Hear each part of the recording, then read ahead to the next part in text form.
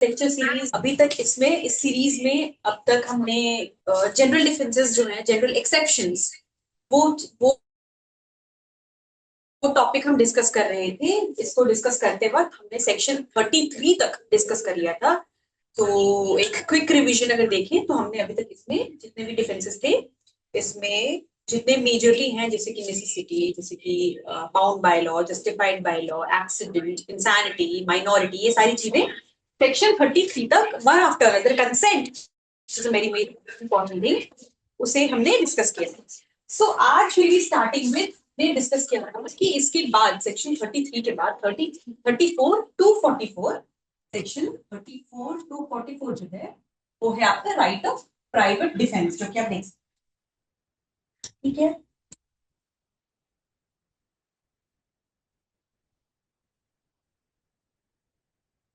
ये ये दोनों है। तो अब हम एक एक करके 34 से 44 सेक्शंस जो है राइट टू प्राइवेट डिफेंस उसे डिस्कस करेंगे। अच्छा, बिफोर वी स्टार्ट दैट, सबसे इंपॉर्टेंट चीज है कि right to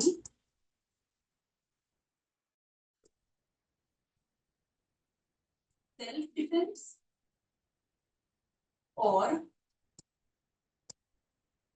right to private defence. So इन सेक्शंस में हम right to private defence discuss कर रहे हैं। अब जब हम इसे समझेंगे तो इसमें हम अगर एक जनरल अंडरस्टैंडिंग देखें तो ये हम हमारे प्रोटेक्शन की बात कर रहे हैं कि भाई सामने वाले ने अगर हम पे अटैक किया तो हमारे पास भी राइट है कि हम उस पर अपने डिफेंस में उस पर अटैक कर सकते हैं। ठीक है, तो अगर ये है तो इसे हम right to private defence, right to self defence क्यों नहीं कह रहे हैं, राइट टू प्राइवेट डिफेंस क्यों कह रहे हैं? भाई अपने प्रोटेक्शन के लिए तो सेल्फ डिफेंस होना चाहिए, कॉमन अंडरस्टैंडिंग यही बनती है। तो वन आफ्टर अनदर जब हम सेक्शंस डिस्कस करेंगे तो हमें ये बात समझ आएगी कि इसे हम राइट टू प्राइवेट डिफेंस क्यों कहते हैं, but right to self defence क्यों नहीं। तो चलिए सेक्शन 34 से सबसे पहले स्टार्ट करते हैं। सेक्शन 34 के आप देख सकते हैं,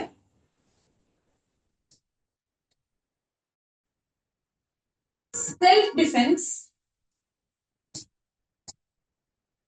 self defence is no offence. अच्छा, इन चीजों को समझने के पहले इन सेक्शंस को एक, जैसे हमने पहले पहला क्वेश्चन हमारे लिए ये होगा कि why is it right of private defence and not right of self defence, पहला क्वेश्चन जो हमारे पास है। एंड दूसरा, पहला क्वेश्चन,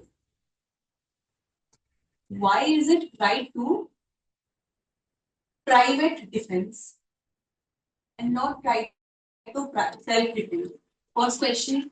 सेकेंड, क्या ये डिफेंस के लिए है, करने के लिए राइट हमारे पास डिफेंस के लिए अवेलेबल है या अटैक के लिए, सामने वाले पे अटैक करने के लिए अवेलेबल है या डिफेंस करने के लिए अवेलेबल है। ठीक है, so the first thing is कि ये एक डिफेंसिव राइट है। ठीक है, हमारे सेकंड क्वेश्चन का आंसर है कि राइट टू प्राइवेट डिफेंस जो है are,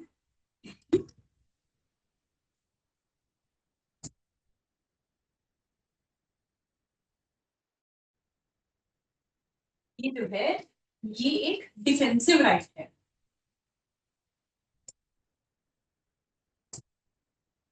which means defensive right का क्या मतलब है, डिफेंसिव राइट का ये मतलब है कि ये राइट आपको सिर्फ अपने डिफेंस में दिया गया है। अच्छा, अब तक हमने जो पढ़ा था कि भाई आप अपने डिफेंस में इन इन एक्सेप्शंस को यूज कर सकते हो, वो डिफेंस ये डिफेंस में क्या डिफरेंस है, हमने वहां भी कहा जब हम सेक्शन अप टू सेक्शन 33 कर रहे थे, तो हमने यहां भी देखा कि भाई ये जो जनरल एक्सेप्शंस हैं सेक्शन 14 से लेकर 33 तक, इन्हें हम एज जो भी ऑफेंडर है वो अपने डिफेंस में यूज करता है। ठीक है, अपने फेवर में हम वहां भी टर्म यूज कर रहे हैं डिफेंस, हम यहाँ भी टर्म यूज कर रहे हैं डिफेंस की। राइट टू प्राइवेट डिफेंस जो है वो एक डिफेंसिव राइट। दोनों में अंतर क्या है, दोनों में डिफरेंस कोई नहीं है। जब हम यहाँ कह रहे हैं कि राइट टू इन सेक्शन के बारे में, अप टू सेक्शन 33 के बारे में, ये ऑफेंडर अपने डिफेंस में यूज कर रहा है, मतलब अपने बचाव में यूज कर रहा है। ठीक है, अपने फेवर में उन्हें यूज कर रहा है कि भाई उसने कुछ किया, लेकिन क्योंकि सर्कमस्टेंसेस ऐसे थे कि उसे वो चीज करनी पड़ी, वहां पे वो एक ऑफेंस नहीं होगा। ठीक है, इसलिए वो अपने बचाव में उन स्टेटमेंट्स को यूज कर सकता है, वो डिफेंस ले सकता है। वैसे ही right to private defence, when we say it's a defensive right, कहने का ये मतलब है कि ये एक ऐसा राइट है जो कि जिस जो जिस पे अटैक किया जा रहा है या किया गया है उसे उसके बचाव में मिलता है। मतलब अगर कोई इंसान आप पे अटैक करने आ रहा है तो आपके पास उस पे अटैक करने के लिए अपने बचाव में, ऑलवेज रिमेंबर, इसलिए कह रहे हैं डिफेंसिव, अपने बचाव में उस पे अटैक करने का राइट है। ठीक है, अब ये राइट कितना है, कैसे है, कब मिलेगा कब नहीं मिलेगा, ये सारी चीजें हम फर्दर सेक्शंस में देखेंगे। तो सबसे पहली चीज जो हमें समझ में आई वो ये कि भाई ये तो डिफेंस के लिए राइट मिला है, डिफेंसिव राइट है। ठीक है, अब आते हैं सेक्शन 34 पे। सेक्शन 34 हम समझते हैं। सो सेक्शन 34 क्या कह रहा है, देखिए सेक्शन 34 कह रहा है nothing is an offense, okay, which is done in the exercise of right of private defense। तो क्या कह रहा है, nothing is an offense which is done in the exercise of right of private defense। Private defence में किया गया कोई भी काम है, प्राइवेट डिफेंस में किया गया कोई भी काम ऑफेंस नहीं है। ये सेक्शन यही कह रहा है, नथिंग इज एन ऑफेंस, कोई ऑफेंस नहीं है, विच इज डन, जिसे किया गया हो इन the exercise of right of private defence. ठीक है, प्राइवेट डिफेंस में, अपने प्राइवेट डिफेंस के अधिकार में, प्राइवेट डिफेंस का राइट ऑफ प्राइवेट डिफेंस मतलब आपके पास प्राइवेट डिफेंस का अधिकार है। भाई बहुत कॉमन से अंडरस्टैंडिंग है ना, कोई आपको अगर दिख रहा है कि आप पे मारने आ रहा है तो आप उसके ऊपर अटैक करोगे, अपने बचाव में करोगे। तो बस यही, अपने प्राइवेट डिफेंस के अधिकार में किया गया कोई भी काम ऑफेंस नहीं है। ठीक है, अब इसको समझते हैं, ये तो हमने देखा सेक्शन। ठीक है, अब इसे हम डिटेल में समझते हैं। The law does not expect a citizen to be coward or to flee when faced with unlawful aggression। अब इंपॉर्टेंट चीज यहाँ पे याद करनी क्या है, अनलॉफुल अग्रेशन। अनलॉफुली, गलत तरीके से, सही नहीं, ये नहीं कि कोई सही आप पे, जैसे किसी ने आपने आपकी कोई गलती थी एंड यू पेरेंट्स स्लैप दी, तो आप ये बोलो कि भाई उसने उन्होंने मुझे मारा तो यू स्लैप देम बैक, नहीं, ऐसा नहीं, ये प्राइवेट डिफेंस नहीं है। लिखा क्या है, अनलॉफुल अग्रेशन, हमेशा अनलॉफुली अगर आप पे अटैक किया जा रहा है तो आपको वहां पे राइट टू प्राइवेट डिफेंस आपके पास है, प्राइवेट डिफेंस का राइट है, आप अपने बचाव में कुछ कर सकते हो अनलॉफुल अग्रेशन के अगेंस्ट। बहुत इंपॉर्टेंट चीज है, लॉफुल के अगेंस्ट नहीं होगा। अब आईपीसी में क्या ये चीज दी हुई थी, एग्जैक्टली सेम, वैसे ही सेम दे रखा है सेक्शन 96 आईपीसी में जैसे दे रखा था।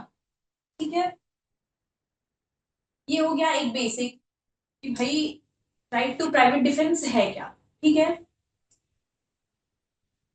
अब आते हैं कि राइट टू प्राइवेट डिफेंस कब होता है, ये तो हमने एक बहुत बेसिक सा देखा। देखिए सेक्शन 34 जो है एक बहुत ही जनरल सेक्शन है। क्या कह रहा है भाई कि आपको अनलॉफुल अग्रेशन के खिलाफ के पे अटैक करने के लिए, अनलॉफुल अग्रेशन के against, you always have right to private defence. so the important things that you need to learn is right to private defense available against unlawful aggression।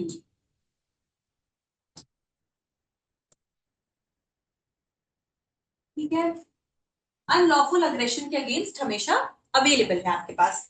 ये हो गया सेक्शन 34। ये कह रहा है it's a very general section which was earlier in given under section 96 of IPC. ठीक है, अब आते हैं सेक्शन 35 पे। 34 से थोड़ा सा इसको जनरलाइज करेगा 35। 35 क्या कहता है, देखिए 35 आप नाम देखेंगे, right of private defence of body and property. ठीक है, मतलब किसको किसको अवेलेबल है, सेक्शन के नाम से ये बात क्लियरली समझ में आ रही है हमें कि भाई कब कब अवेलेबल है ये। तो सेक्शन 35 क्या कहता है, सेक्शन 35 कहता है कि हर इंसान के पास बॉडी, और देखिए सेक्शन 35 कह रहा है एवरी पर्सन, हर इंसान के पास हैज अ राइट। ठीक है, कौन सा राइट, राइट कौन से की बात कर रहे हैं, मतलब right to private defence. Every person, हर इंसान के पास राइट टू प्राइवेट डिफेंस है, subject to the restrictions under section 37। Section 37 पढ़ेंगे तो हमें समझ में आएगा इसके हिसाब से अभी तक कि 35 सेक्शन जो है, जब हम आगे डिस्कस करेंगे तो कह रहा है कि हर इंसान के पास राइट टू प्राइवेट डिफेंस है। आगे के सेक्शन में पढ़ेंगे आगे के क्लॉजेस कि भाई कब कब अवेलेबल है, लेकिन वो बताने से पहले इस सेक्शन ने ये मेंशन कर दिया क्लियरली कि कुछ रेस्ट्रिक्शंस हैं इसके जो कि सेक्शन 37 में दे रखे हैं। देखिए लिखा हुआ है every person has right subject to the restrictions contained in section 37। हर इंसान के पास राइट टू प्राइवेट डिफेंस है, लेकिन कुछ रेस्ट्रिक्शंस है इसकी जो कि सेक्शन 37 में। अब वो राइट टू प्राइवेट डिफेंस किस किस के अगेंस्ट है, कब कब अवेलेबल है, ठीक है। टू डिफेंड कब कब अवेलेबल है, देखिए हिज ओन बॉडी, अपनी बॉडी के against, and the body of any other person against any offence affecting the human body. मतलब खुद की या दूसरे की, देखिए लिखा है his own and the body of any other person, किसी ह्यूमन बॉडी के अगेंस्ट होने वाले कोई ऑफेंस, ह्यूमन बॉडी के होने वाले ऑफेंस मतलब जो कि बॉडी पे कमिट किए जाते हैं, जैसे कि हर्ट करना, किडनैपिंग करना, मर्डर करना, रेप करना, कुछ भी ऐसा कोई भी ऑफेंस जो कि ह्यूमन बॉडी पे, भाई ये तो यही हो रहा है ना, अगर थेफ्ट कमिट कर रहे हो आप, थेफ्ट ह्यूमन बॉडी के अगेंस्ट तो आपको कोई चुरा के तो लेके जा नहीं रहा है, यही जब आपको कोई उठा के एक जगह से दूसरे जगह लेके जा रहा है तो ये किडनैपिंग हो गया इन केस ऑफ ह्यूमंस, ठीक है। तो ह्यूमन बॉडी के अगेंस्ट कमिट होने वाले कोई भी ऑफेंसेस, ह्यूमन बॉडी के अगेंस्ट होने वाली किसी भी ऑफेंस में खुद की अपनी बॉडी, ओन बॉडी, खुद की अपनी बॉडी या body of some other person या दूसरे के, अपने या दूसरे के डिफेंस में, प्रोटेक्शन में right to private defence available section 35 का क्लॉज फर्स्ट ये बताया है। तो हमें क्या पता चला, क्लॉज ए के हिसाब से own body plus body of another, कब, जबकि बॉडी पे होने वाले ऑफेंसेस के केस में, तभी तो हम बॉडी की बात कर रहे हैं, मतलब कोई भी ऐसा ऑफेंस जो कि ह्यूमन बॉडी पे किया जा रहा है, जैसे मर्डर हो गया, जैसे किडनैपिंग हो गई, ऐसा कोई भी ऑफेंस, ठीक है। दूसरा क्लॉज बी क्या बोलता है, ये तो हमें समझ में आ गया। क्लॉज बी, द प्रॉपर्टी, मतलब प्रॉपर्टी के अगेंस्ट भी अवेलेबल है right to private defence, property whether movable और इमूवेबल, चाहे मूवेबल हो या इमूवेबल हो, कोई भी प्रॉपर्टी चाहे मूवेबल या इमूवेबल, क्लियरली मेंशन कर रखा है, देयर इज नो क्वेश्चन कि भाई इमूवेबल के अगेंस्ट कैसे अवेलेबल है, कोई उससे मतलब नहीं है, दोनों के अगेंस्ट अवेलेबल है। द प्रॉपर्टी वेदर मूवेबल और इमूवेबल ऑफ हिमसेल्फ और ऑफ एनी अदर, चाहे खुद की या किसी और की, चाहे खुद की प्रॉपर्टी या किसी और की property, against against any act which is an offense falling under the definition of theft, robbery, mischief or criminal trespass, in offenses के अगेंस्ट खुद की प्रॉपर्टी या किसी और की प्रॉपर्टी के अगेंस्ट अगर ये offenses किए गए हो, कौन से, theft, robbery, mischief या criminal trespass, or which is an attempt to commit these offenses, या तो ये offense किए गए हो या इनको कमिट करने का अटेम्प्ट किया गया हो, कौन से ये ऑफेंसेस जो लिखे हैं, थेफ्ट, रॉबरी, मिसचीफ या क्रिमिनल ट्रेसपास, इन ऑफेंसेस या इन ऑफेंसेस को के अटेम्प्ट करने के केस में प्रॉपर्टी, ओन प्रॉपर्टी लिखिए, ओन प्रॉपर्टी मतलब खुद की प्रॉपर्टी, क्लॉज बी बता रहा है own property plus others property, खुद की भी और दूसरे की भी। नाउ दिस डेफिनेशन, ये डेफिनेशन से हमें क्या समझ में आया कि भाई देखिए अगर हम इसे एक सिंपली समझने की कोशिश करें तो राइट टू प्राइवेट डिफेंस हमें कब कब अवेलेबल है, right to private defence available हो गया बॉडी के अगेंस्ट भी और प्रॉपर्टी के अगेंस्ट भी, दोनों। सेक्शन 35 ने हमें ये क्लियरली बता दिया। सेक्शन 34 ने क्या बताया, 34 ने बताया कि राइट टू प्राइवेट डिफेंस है, 35 ने बताया बॉडी और प्रॉपर्टी, ठीक है। दोनों में, दोनों केसेस में, बॉडी में भी प्रॉपर्टी में भी ओन, अदर्स, प्रॉपर्टी के केस में भी ओन, अदर्स, खुद की भी दूसरे की भी। सेक्शन 34 और 35 का जिस्ट हमें यहां मिल गया, ये पूरा 34 और 35 यही कह रहा है। 34 ने क्या कहा, it's a very general section. 34 तो हमने देखा कि भाई हर इंसान के पास राइट टू प्राइवेट डिफेंस है, ठीक है, किसी भी ऑफेंस के अगेंस्ट। अब 35 क्या कह रहा है, 35 ने कहा कि भाई हर इंसान के पास है, लेकिन subject to certain restrictions under section 37 जब हम आगे पढ़ेंगे तो उसमें कुछ रिस्ट्रिक्शंस दे रखे हैं, वो भी इंपोज किए जाएंगे। ऐसा नहीं है कि अनफिटर्ड राइट है, बिल्कुल एब्सोल्यूट है, नहीं, लिमिटेशंस हैं इसके ऊपर। तो लिमिटेशंस को ध्यान में रखते हुए राइट्स किसको किसको अवेलेबल है, खुद की या दूसरे की body, when the offense is against human body, and property when the offense is against property। कौन कौन से offenses, theft, robbery, mischief या criminal trespass। ठीक है, ये समझ में आ गया। नाउ यहां से हमें हमारे इस क्वेश्चन का आंसर मिल गया कि हमने राइट टू सेल्फ डिफेंस क्यों नहीं कहा, बल्कि राइट टू प्राइवेट डिफेंस क्यों कहा। Now we have the answer to this question. The answer is क्योंकि सेक्शन 35 क्लियरली कहता है, क्लियरली बात कह रहा है कि सिर्फ अपनी नहीं दूसरे की भी बॉडी और प्रॉपर्टी के अगेंस्ट आपके इक्वली राइट्स अवेलेबल है, प्राइवेट आपके पास डिफेंस के राइट्स।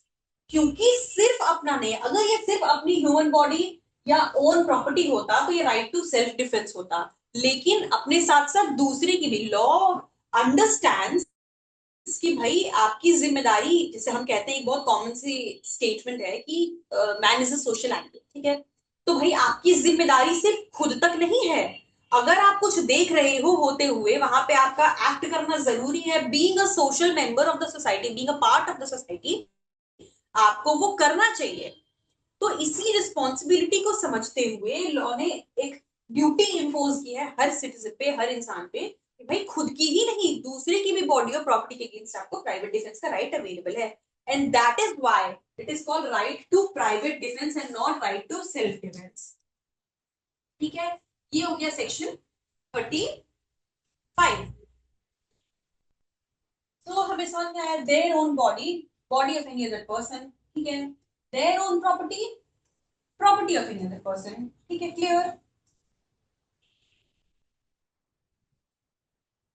तो स्कोप में क्या क्या आएगा, इसे स्कोप में लिखा जाए कि इसके स्कोप के अंडर क्या क्या चीजें आएंगी। तो बॉडीली डिफेंस आएगा, क्लियरली हमने देखा। प्रॉपर्टी डिफेंस आएगा। ठीक है, प्रॉपर्टी डिफेंस किन केसेस में हमेशा अवेलेबल नहीं है, देखिए स्पेसिफिकली लिखा हुआ है, कब, थेफ्ट, रॉबरी, मिसचीफ या ट्रेसपास हो रहा होता। ठीक,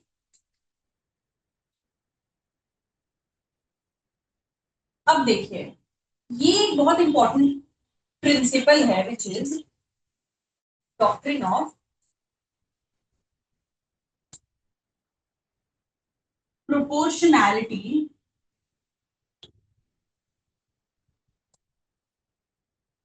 and necessity. Doctrine of proportionality and necessity मतलब क्या है, दो चीजों से बना है क्लियरली, प्रोपोर्शनैलिटी प्रोपोर्शनेट से बना, नेसेसिटी।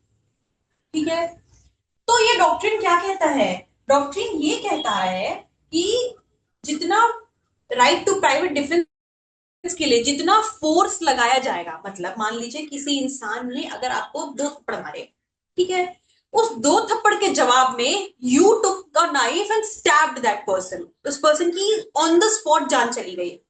तो क्या ये प्रोपोर्शनेट है, प्रोपोर्शनेट क्या, लगभग बराबर एक जैसा होना चाहिए। ठीक है, मतलब जितना फोर्स इंपोज किया गया उतना ही फोर्स एक्सर्ट किया जा सकता है। मतलब दो थप्पड़ मारा, आप उसे चार मार लो, लेकिन उसकी जान ले लेना कहां तक जायज है, बिल्कुल सही नहीं है। तो doctrine of proportionality and necessity कहते हैं, ये सेक्शंस में भी हम आगे डिस्कस करेंगे, दिया हुआ है कि भाई डॉक्टर ये जो डॉक्ट्रिन है प्रोपोर्शनैलिटी, ये कहता है कि जो फोर्स लगाया जाएगा, ये ऑफेंस जो कमिट, जो अटैकर है, जो अटैक करने आ रहा है, उसने जितना फोर्स लगाया, डिफेंडर उतना ही प्रोपोर्शनेट फोर्स लगाएगा, डिसप्रोपोर्शनेट नहीं होना चाहिए। The force exerted by the defender has to be proportionate to that of the attacker। ठीक है, एंड नेसेसिटी, नेसेसिटी का मतलब कि भाई वो जरूरत थी करना आपकी, जैसे हमने डॉक्ट्रिन ऑफ नेसेसिटी जब पढ़ा था तो हमने उसमें क्या देखा कि भाई आपने एक बड़े हार्म को करने के लिए छोटा हार्म अलाउड है। ठीक है, क्यों अलाउड है, उसमें भी तो एक एक्सेप्शन था ना कि भाई नेसेसिटी के नाम पे किसी की मर्डर नहीं कर सकते, किसी की जान नहीं ले सकते हो, ये अलाउड नहीं कि in the name of necessity कि भाई ये जरूरी था, I killed someone, no you can't do that, killing someone in the name of defence of necessity is not defence actually. वैसे ही नेसेसिटी ये कहता है कि भाई आप प्राइवेट डिफेंस का तब ही लोगे, मतलब प्राइवेट डिफेंस का राइट आपके पास तभी है जब ये नेसेसिटी थी करना आपके लिए, वो जरूरत थी, आपके पास और कोई उपाय नहीं था। कोई और अगर उपाय है, उपाय और कौन सा, जैसे मान लीजिए कि किसी ने आपको धमकी दी, ठीक है, किसी ने बोला कि फोन करके कुछ धमकी दे दी, अगर आपके पास अपने बचाव में समय नहीं है, बिल्कुल आपके पास मान लीजिए इतना समय है कि आप पुलिस को इन्फॉर्म कर सकते हो कि मुझे ऐसा ऐसा ऐसा कॉल आया था, तो आप वो पहले करोगे। लेकिन अगर आपके पास बिल्कुल वक्त नहीं है कि कोई और रिकोर्स ले सको, जब कोई और रिकोर्स अवेलेबल ना हो, सिर्फ यही एक रास्ता हो, प्राइवेट डिफेंस में एक्ट करना ही रास्ता हो, तो आप ले सकते हो। तो इसे यहां आएगा नेसेसिटी, यही रास्ता था, जरूरत थी उस वक्त के लिए। तो doctrine of proportionality and necessity यही कहता है कि जो फोर्स लगाया जाएगा वो प्रोपोर्शनेट होना चाहिए और नेसेसिटी हो तभी वो रिएक्ट किया जाएगा।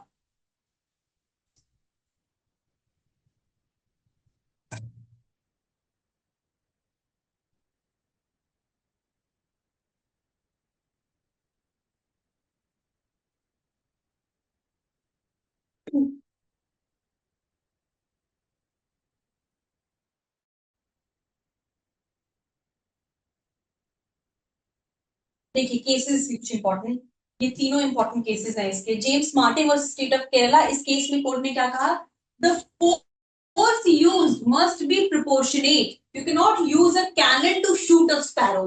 भाई जितनी जरूरत है उतना ही फोर्स लगाएंगे, अननेसेसरी का एक्सेसिव फोर्स नहीं लगाएंगे। State of UP versus Ram Swaroop clarified that private defense is a shield, not a sword. Very, very important. Right to private defense is a shield, not a sword. ये line कभी कभी पूछी जाती है exams में as it is, इस तरीके से ही आता है। Right to private defence is a shield not a sword, explain. Long answer questions में it's a very very very common question, ऐसी एज इट इज स्टेटमेंट आएगा। Right to private defence is a shield and not a sword, explain. तो इसे कैसे explain करेंगे, इसे explain करने के लिए हमें यही कहना होगा कि भाई ये डिफेंसिव राइट है, आपको अपने डिफेंस के लिए दिया गया है, इसको आप अटैक करने के लिए सामने वाले पे यूज करो, ये ऐसा नहीं है। और साथ ही साथ प्रोपोर्शनेट होना चाहिए, जितना फोर्स से आप पे अटैक किया गया उतना ही फोर्स लगा के आप सामने वाले पे अपने डिफेंस में अटैक करोगे, लेकिन उसको आप एक वेपन की तरह नहीं यूज कर सकते हो। It can not be used as a pretext for vengeance. भाई आप इसको अपने बदले के लिए नहीं यूज कर सकते कि प्राइवेट डिफेंस के नाम पे क्योंकि आपको उस इंसान से कोई दिक्कत थी तो you just killed that person, नहीं, ऐसा नहीं है।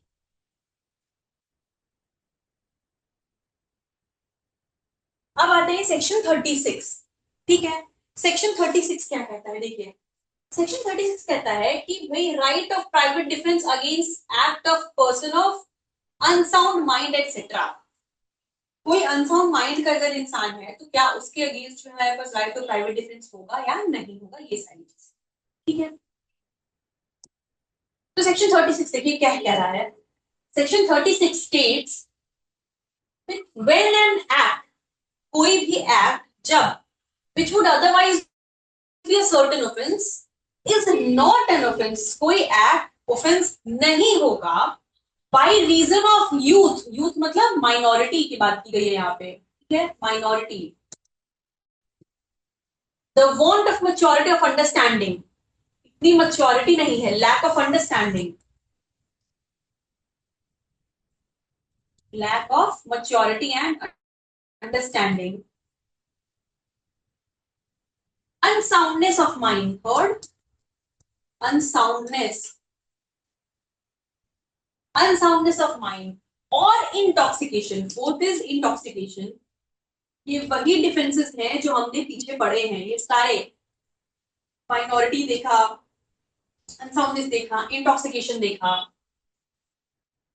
of that person doing that attack or by reason of any misconception on the part of the person. Fifth, misconception.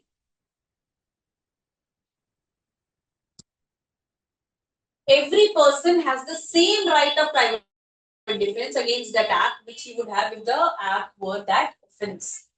अब जैसे हमने पीछे देखा, ये सेक्शन देखिए कह क्या रहा है, हमने पीछे देखा कि इन सबकी वजह से लैक ऑफ अंडरस्टैंडिंग है, लैक ऑफ अंडरस्टैंडिंग इन सबके लिए कॉमन है। तो यहाँ पे क्या चार केसेस दे रखे हैं, पहला माइनॉरिटी, दूसरा अनसाउंडनेस, तीसरा इंटॉक्सिकेशन और फोर्थ जो है वो दे रखा है मिसकंसेप्शन। ठीक है, अब हमने पीछे ये सारे जनरल एक्सेप्शंस पड़े कि भाई अगर माइनॉरिटी की वजह से कोई इंसान कोई बच्चा कोई एक्ट कर देता है वो एक डिफेंस है, अगर इंटॉक्सिकेशन में कर देता है तो वो भी एक डिफेंस है, इंसैनिटी की वजह से करता है तो भी वो डिफेंस है। ये सारी चीजें हमने पढ़ी, यहां तक कि थ्रेट ऑफ मिसकंसेप्शन का भी पढ़ा कि वो भी कंसेंट वैलिड नहीं होगी, ठीक है। ये सारी चीजें हमने देख ली, लेकिन ये सेक्शन विच क्लियरली मीन्स कि हमें पता है कि इनकी वजह से, इन चार रीजंस की वजह से अगर कोई ऑफेंस कमिट हो रहा है तो इंसान पे कोई लाइबिलिटी नहीं आएगी। क्यों? क्योंकि वो डिफेंस मिल जाता है उसको इन चीजों का, ठीक है। किन चीजों का? माइनॉरिटी है, इंटॉक्सिकेशन है, इंसैनिटी है और मिसकंसेप्शन है, ठीक है। ये चार चीजें दी हुई है। अब ये क्या हो गया, ये सारा डिफेंस में फॉल कर जाता है, तो इसके डिफेंस में फॉल करने का मतलब नो लाइबिलिटी, कोई लाइबिलिटी नहीं बनी, ठीक है। अब क्या है, सेक्शन 36 क्या कह रहा है कि बिकॉज ऑफ द फैक्टर कि कोई इंसान ऑफेंस कमिट कर रहा है और वो या तो माइनर है या वो इंसेन है या वो इंटॉक्सिकेटेड है या उसको फैक्ट्स क्लियर नहीं पता, मिसकंसेप्शन है, किस तरह की गलतफहमी है, इनमें अगर वो फॉल कर रहा है, ठीक है, उसके बाद वो कोई ऑफेंस कमिट करता है तो ऑफेंस की लाइबिलिटी तो उस पर नहीं बनेगी, क्लियरली हमें पता है। लेकिन लेकिन डिस्पाइट ऑफ दैट, जिसपे वो अटैक कर रहा है, जो जिसके अगेंस्ट वो ऑफेंस कमिट कर रहा है, उसके पास equally right to private defence होगा अगर ये इंसान इनसे कॉज्ड नहीं होता, नॉर्मल होता, अगर उसके पास ये माइनर नहीं होता या अनसाउंड नहीं होता या इंटॉक्सिकेटेड नहीं होता। तो जैसे अगर कोई नॉर्मल इंसान है, कोई मेजर इंसान है, उसके अगेंस्ट हमने पढ़ा अभी कि है हमारे पास राइट टू प्राइवेट डिफेंस है, हर हर इंडिविजुअल के पास, every person right to private defence है। लेकिन क्योंकि वो एक बच्चा है, ठीक है, जैसे हमने एक माइनॉरिटी के एग्जाम्पल में देखा था कि there is this kid of 4 years जिसके हाथ में फोक आ गया, उसे पता नहीं कि वो क्या कर रहा है, उसने फोक लेके किसी के गले पे मार दिया, ठीक है। अब क्या है कि उसकी लाइबिलिटी तो नहीं बनेगी, क्यों? क्यों नहीं बनेगी? Because of want of maturity और अंडरस्टैंडिंग, लैक ऑफ, यहाँ पे मेच्योरिटी तो उसे ही नहीं, उसे नहीं पता कि वो जो कर रहा है वो क्या कर रहा है, तो वो लाइबल नहीं होगा। लेकिन यहाँ पे भी उस पर्सन का, जैसे मान लीजिए कि वो पर्सन हाथ में लेके अगर फोक से खेल, बच्चा हाथ में फोक लेके खेल रहा है, उसने एक बार हल्का सा ऐसे किया, ठीक है, तो उस इंसान को समझ आ गया कि भाई ये फोक से अटैक कर सकता है क्योंकि बच्चा इसे पता नहीं है क्या कर रहा है, तो उसके पास वो क्या है, वो राइट है कि उसे खींच के एक थप्पड़ दे दे। अगर ये कोई इंसान ऑफेंस करता है जो कि माइनर है, इंटॉक्सिकेटेड है, इंसेन है या मिसकंसेप्शन है उसे, तो वहां पे भी जिसके अगेंस्ट ऑफेंस कमिट किया जा रहा है उस इंसान के पास राइट टू प्राइवेट डिफेंस होगा, वैसे ही जैसे तब होता if these had been normal. ये सेक्शन यही कह रहा है, देखिए क्या कह रहा है, when an act is not an offence by reason of youth, youth की वजह से मतलब minority, want of maturity of understanding, the unsoundness of mind, unsoundness की वजह से, intoxication, or by reason of any misconception, कोई गलतफहमी on the part of that person, गलतफहमी की वजह से, every person, हर इंसान के पास has the same right of, ये important है यहाँ पे समझना, that every person has the same right of private defense against that act, मतलब उस एक्ट के अगेंस्ट भी, even though the offender, even though the attacker, the offender is a minor, is an insane, is intoxicated या is suffering from misconception, कुछ भी, चाहे वो कुछ भी हो, लेकिन जिस पे अटैक हो रहा है उसके पास उस एक्ट के अगेंस्ट उतना ही राइट ऑफ प्राइवेट डिफेंस है जैसे होता अगर ये लोग नॉर्मल होते, ठीक है। अब देखिए है क्या प्रिंसिपल, बेसिकली क्या है, usually private defence is a response to an offence, ठीक है। ये तो हमें अभी तक समझ में आ गया है कि भाई होता क्या है, प्राइवेट डिफेंस, आप पे कोई कोई एक्ट ऐसा कमिट किया जा रहा है दैट मे हार्म यू, आप उसके अगेंस्ट एक रिस्पॉन्स दे रहे हो, वही प्राइवेट डिफेंस है। हाउएवर सर्टेन पीपल, कौन सर्टेन में कौन है यहाँ पे, इंटॉक्सिकेटेड और सफरिंग विद मेंटल इलनेस या यूथ जो भी है, ठीक है, can not technically commit an offence. अब क्यों नहीं कर सकते, हमने वही जो देखा था, क्योंकि क्यों नहीं कर सकते हैं, can not technically commit an offence का रीजन क्या है, because of lack of mens rea. हमने पढ़ा था ये सेक्शंस में प्रीवियसली कि ये लोग गिल्टी माइंड फ्रेम नहीं कर सकते, छोटा बच्चा उसे नहीं पता कि वो क्या कर रहा है, तो because of lack of maturity वहां पे कोई गिल्टी माइंड है ही नहीं, इसलिए they can not commit an offence, defence में फॉल कर जाता है ये। नाउ सेक्शन 36 कर क्या रहा है? Section 36 ensures that the right of private defense, right of private defense remains absolute regardless of the attacker's mental state or legal capacity। मतलब ये सेक्शन 36 ये इंश्योर करता है कि भाई हमें आपकी कैपेसिटी से नहीं मतलब है, ठीक है आप इनकेपेबल हो मेंटल एलिमेंट फ्रेम करने के लिए, ठीक है गिल्टी माइंड फ्रेम करने के लिए आप इनकेपेबल हो, लेकिन अटैक करने से सामने वाले को तो इंजरी होगी, उसको तो हार्म होगा, तो उसके पास उस केस में क्या भाई वो छोड़ दे कि ठीक है ये तो बच्चा है तो आप कुछ नहीं कर सकते, हमारे पास के पास कोई रास्ता नहीं है, या क्योंकि वो पागल इंसान है तो वो कुछ भी कर सकता है, वो पत्थर मार मार के किसी को मार दे, ऐसा नहीं है ना। तो सामने वाले को राइट दिया गया कि भाई आपके पास प्राइवेट डिफेंस एक एब्सोल्यूट राइट है, रिगार्डलेस ऑफ द कैपेसिटी कि सामने वाला उस केपेबल है कि नहीं फ्रेम करने के लिए मेंटल एलिमेंट, मेंसरिया हो सकता है या नहीं, वहां आपके पास आपका राइट एब्सोल्यूट है, आप अपने डिफेंस में आपके पास प्राइवेट डिफेंस अवेलेबल है।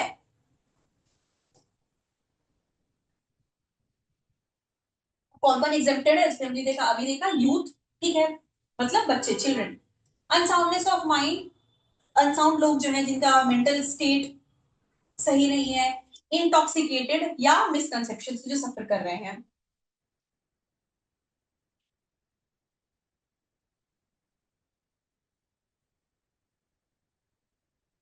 सेक्शन क्या कह रहा है? You have the same right to defend yourself against a person, चाहे वो लीगल कैपेसिटी हो या नहीं, रिगार्डलेस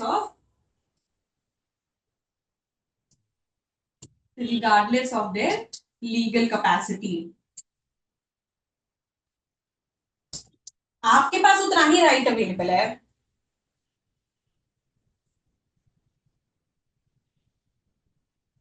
देखिए एक example, said under the influence of madness, madness क्या हो गया यहाँ पे? अनसाउंडनेस हो गया,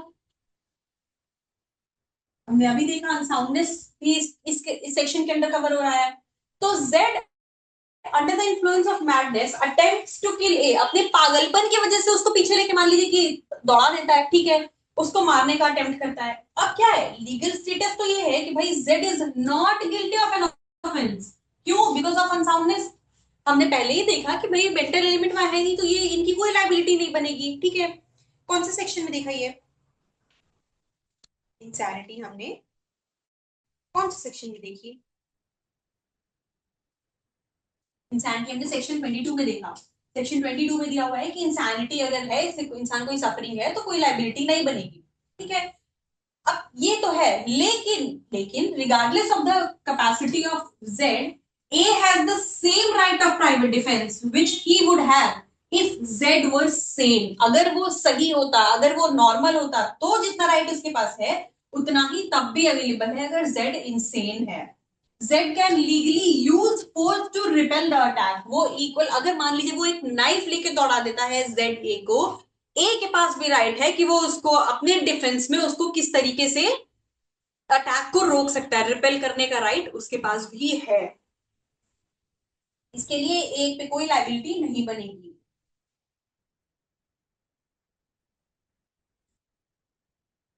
अब आते हैं सेक्शन 37, वेरी इंपॉर्टेंट सेक्शन, जो हमने सेक्शन 35 में देखा कि भाई सेक्शन 35 क्या कह रहा है? Subject to restrictions given under section 37।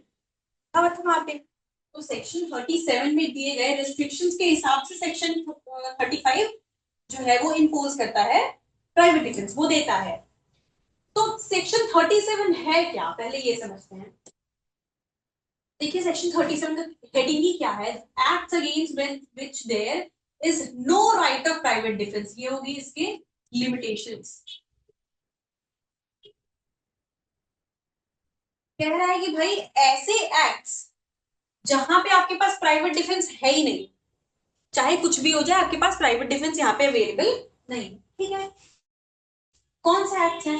There is no right of private defence in acts के अगेंस्ट। कौन से? ए बी सी एक्ट है, तीन क्लॉजेस में जो दे रखे हैं वहां पे दिया है कि इन एक्ट्स के अगेंस्ट आपके पास कोई राइट टू प्राइवेट डिफेंस नहीं है। अब देखते हैं क्या है।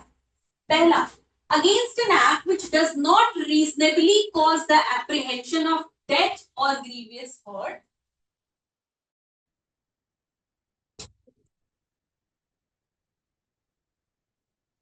ठीक है. Against an act which does not reasonably cause the apprehension of death or grievous hurt, if done or attempted to be done, अगर किया जाए या करने का अटेम्प्ट किया जाए by a public servant, important क्या क्या है, does not reasonably cause the apprehension of death or grievous hurt.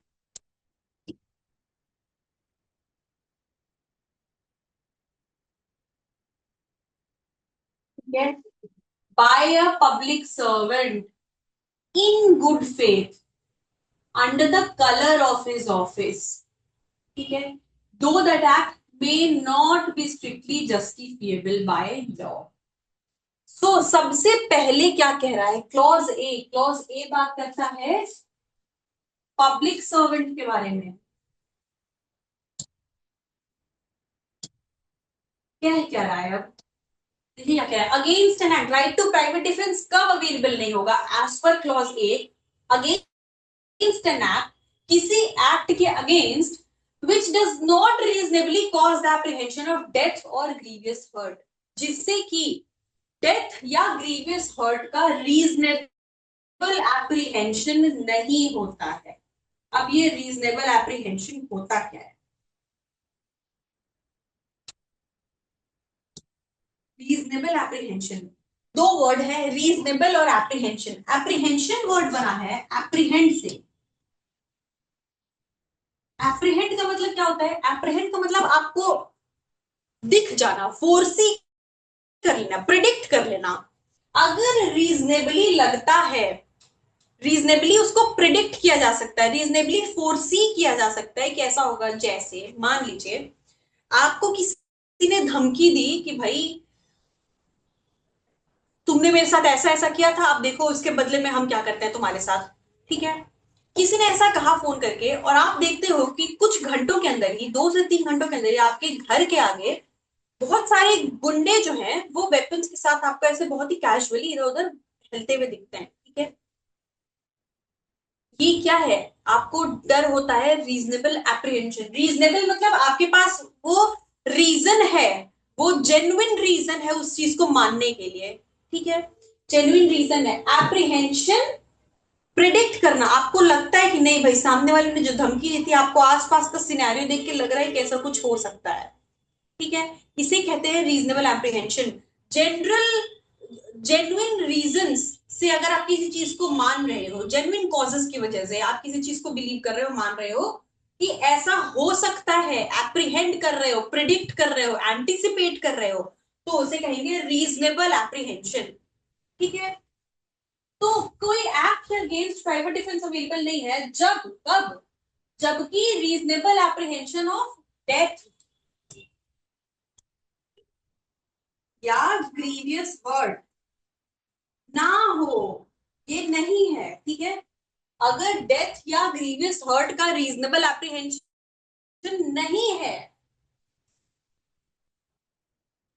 और वो जो एक्ट है वो किसी पब्लिक सर्वेंट के द्वारा किया गया है, किसी पब्लिक सर्वेंट ने किया है, गुड फेथ में किया है. ठीक है. किसी पब्लिक सर्वेंट ने गुड फेथ में किया है under the colour of his office. Colour of his office का क्या मतलब है. कलर ऑफ हिज ऑफिस मतलब by the post that is hold, that he holds, by the post, जिस ऑफिस जो पोजीशन होल्ड करता है, by the virtue of the position that he holds. Colour of office मतलब office से क्या मतलब है. ऑफिस का मतलब जिस ऑफिस में बैठता है, मतलब जिस पोजीशन पे है, यही जिस पोजीशन पे या पोस्ट पे है. तो by the virtue of the position या पोस्ट, इसी को कहेंगे कलर ऑफ ऑफिस. अपने ऑफिस के पावर की वजह से. कलर मतलब क्या है, पावर. अपने पोजीशन या अपने ऑफिस के दिए गए पावर की वजह से के अंडर अगर कोई पुलिस, अगर कोई पब्लिक सर्वेंट गुड फेथ में कोई एक्ट करता है, उसको उसके पोजीशन की वजह से वो पावर मिली. ठीक है. जैसे पुलिस ऑफिसर, कोई पुलिस ऑफिसर है तो उन्हें पावर है, उनके उनके पास ये वो एंटाइटल्ड, उनके पास ये पावर है कि वो जाके अरेस्ट कर सकते हैं किसी को. ठीक है. तो कोई पब्लिक सर्वेंट जो कि with in the powers of his capacity, जो पोजीशन है उसके अंडर, जो उसके लिए जो पावर दी गई है उसको एक्सरसाइज करते वक्त, कलर ऑफ ऑफिस मतलब lawful exercise of, lawful exercise of powers of that position, उस पोजीशन से दिए गए पावर का लॉफुल एक्सरसाइज, ठीक है, करते हुए, लॉफुल एक्सरसाइज करते हुए गुड फेथ में, गुड फेथ का मतलब, गुड फेथ मैंने बहुत बार बताया कि जहां जहां गुड फेथ आए हमें clearly due care and caution automatically समझ लेना है कि वो है, ध्यान रख के वो चीज करी गई है, पूरा ध्यान देके, पूरी केयरफुली की गई है, ड्यू केयर एंड कॉशन के साथ कोई काम करता है, ठीक है, कोई काम करता है जिससे सामने वाले को reasonable apprehension of death or grievous hurt नहीं होता है, नहीं होता है, तब इन दैट केस उस एक्ट के अगेंस्ट, पब्लिक सर्वेंट के उस एक्ट के अगेंस्ट उस सिटीजन को, उस पर्सन को कोई right of private defence available नहीं है, वहां पे कोई प्राइवेट डिफेंस अवेलेबल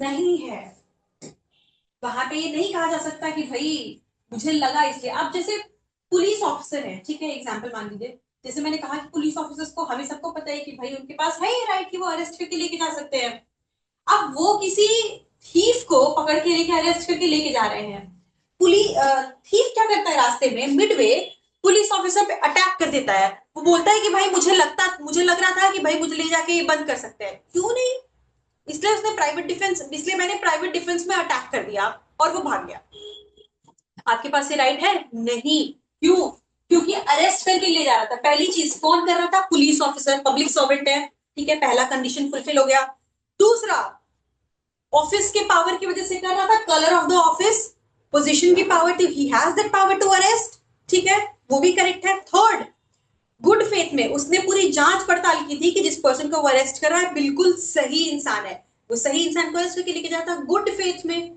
वहां भी सही है, फोर्थ उससे क्या कोई रीजनेबल एप्रीहेंशन था डेथ या ग्रीवियस हर्ट का, नो, वो भी नहीं था, he just arrested that person and he was taking him to custody, custody में लेके जा रहा था, पुलिस कस्टडी, ठीक है, ये भी रही, तो जब सब सही है तो आपके पास कोई राइट ऑफ प्राइवेट डिफेंस नहीं है, वहां पे आप पुलिस ऑफिसर पे अटैक करके उनको बेहोश करके भाग गए, and you said that because you thought that you had an apprehension कि वो आपके ऊपर अटैक कर सकते हैं, इसलिए आपको डेथ का डर लगा, आपको एक एप्रीहेंशन था कि आपकी डेथ कॉज की जा सकती है, इसलिए आपने राइट टू प्राइवेट डिफेंस को एक्सरसाइज किया, no, there is no right to private defence available against such act, आपके पास प्राइवेट डिफेंस वहां पे नहीं है, क्योंकि सारी एसेंशियल्स फुलफिल हुए, क्या क्या एसेंशियल्स है, क्लॉज ए के हिसाब से सबसे पहला पब्लिक सर्वेंट, पब्लिक सर्वेंट से पुलिस ऑफिसर पब्लिक सर्वेंट है, वो क्लियर हो गया, second no, not reasonable, not reasonably cause the apprehension of death या ग्रीवियस हर्ट, ठीक है, कोई रीजनेबल एप्रीहेंशन नहीं था, थर्ड गुड फेथ में काम हुआ, fourth lawful exercise of powers,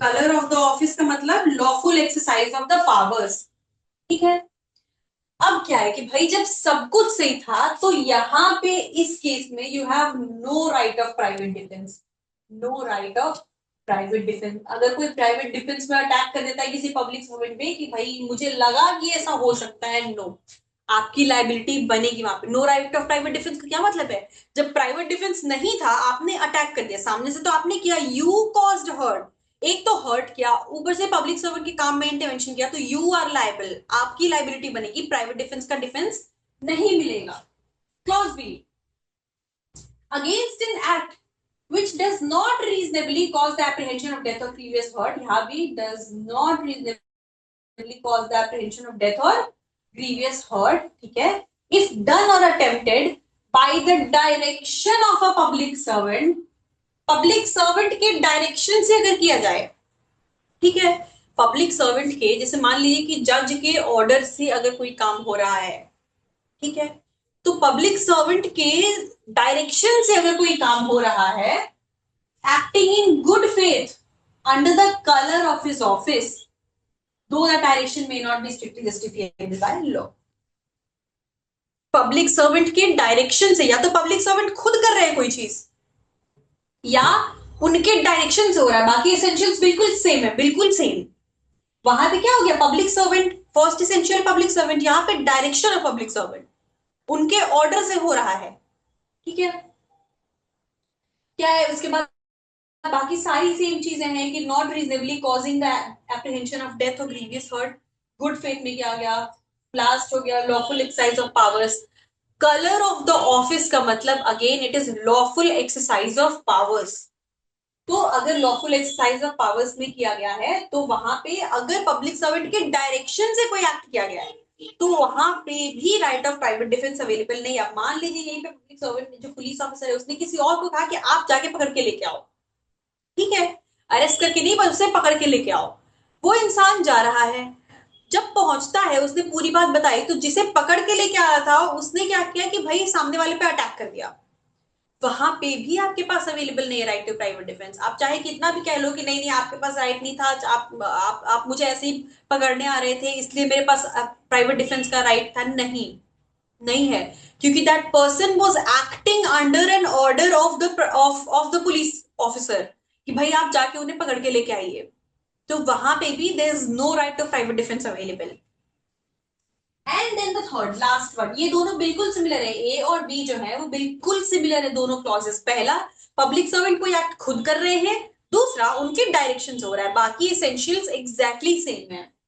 and then the third, in cases, देखिए very important, in cases where there is time to have recourse to the protection of public authorities, जहां आपके पास इतना वक्त था कि आप पब्लिक अथॉरिटी को बुला सकते थे, वो रिकोर्स ले सकते थे, पर आपने वो चूज करने के बजाय सीधे खुद अटैक करना जरूरी समझा। जैसे मैंने बताया, किसी ने फोन करके आपको धमकाया, ठीक है, फोन करके किसी ने किसी को धमकाया, आप instead of informing police authorities, आपने क्या किया कि आप इतना डर गए कि आपने, आपके मन में इतना डर हुआ कि आप मुझे कि कोई भी स्ट्रेंजर आएगा मैं तो उसे आने नहीं दूंगा। कोई स्ट्रेंजर आपके घर में आया, भले वो अटैकर नहीं था, लेकिन वो आया, आपने सामने से अटैक कर दिया, ठीक है। डर के मारे इतना ज्यादा डर चुके थे, पुलिस को आपने इन्फॉर्म करना जरूरी नहीं समझा। या मान लीजिए सच में अटैकर्स भी आए बाद में, लेकिन आपके पास सफिशियंट टाइम था, आपको कल रात में इन्फॉर्म किया गया अटैकर्स आज दिन में आए हैं, तो आपके पास इतना सफिशियंट टाइम था कि you could have taken recourse to the police authorities. तो पब्लिक अथॉरिटी को उनका रिकोर्स नहीं लेके, उनको इन्फॉर्म नहीं करके सीधे डायरेक्टली अटैक कर देना, कोई एक्ट कमिट कर देना, वहां पे जब आपके पास टाइम हो, तो वो भी आपके प्राइवेट डिफेंस में नहीं आएगा, वो भी प्राइवेट डिफेंस में काउंट नहीं किया जाएगा। क्यों? क्योंकि भाई आपके पास टाइम था, नहीं हो, इसीलिए इसे कहते हैं doctrine of proportionality and necessity. यही से आता है नेसेसिटी। ये देखिए, ये कि भाई आपके पास जब टाइम था तो पुलिस को बुलाइए, नहीं है, कोई रास्ता नहीं है, कोई अचानक से आ गया, तब तो आपके पास है ही राइट, आपको एक्सरसाइज करना है। लेकिन अगर इतना टाइम था कि आप जब बुलाते पुलिस आ सकती थी आपके प्रोटेक्शन में, आपने वो नहीं किया। तो पब्लिक अथॉरिटीज के को इन्फॉर्म करने का टाइम जब था, लेकिन वो एक्सरसाइज नहीं करके डायरेक्टली अगर आप एक्सरसाइज कर रहे हो राइट टू प्राइवेट डिफेंस, तो वो भी आपके लिए डिफेंस अवेलेबल नहीं है वहां पे। ये तीन सिचुएशंस है जहां पे प्राइवेट डिफेंस अवेलेबल नहीं है। फर्स्ट एंड सेकंड बिल्कुल एक जैसा है, क्या है, पब्लिक अथॉरिटी खुद कर रही है कोई एक्ट या उनके डायरेक्शन से हो रहा है। एंड द लास्ट थर्ड, जब आपके पास पब्लिक अथॉरिटीज को रिकोर्स लेने का टाइम था but you did not, you chose not to, ठीक है।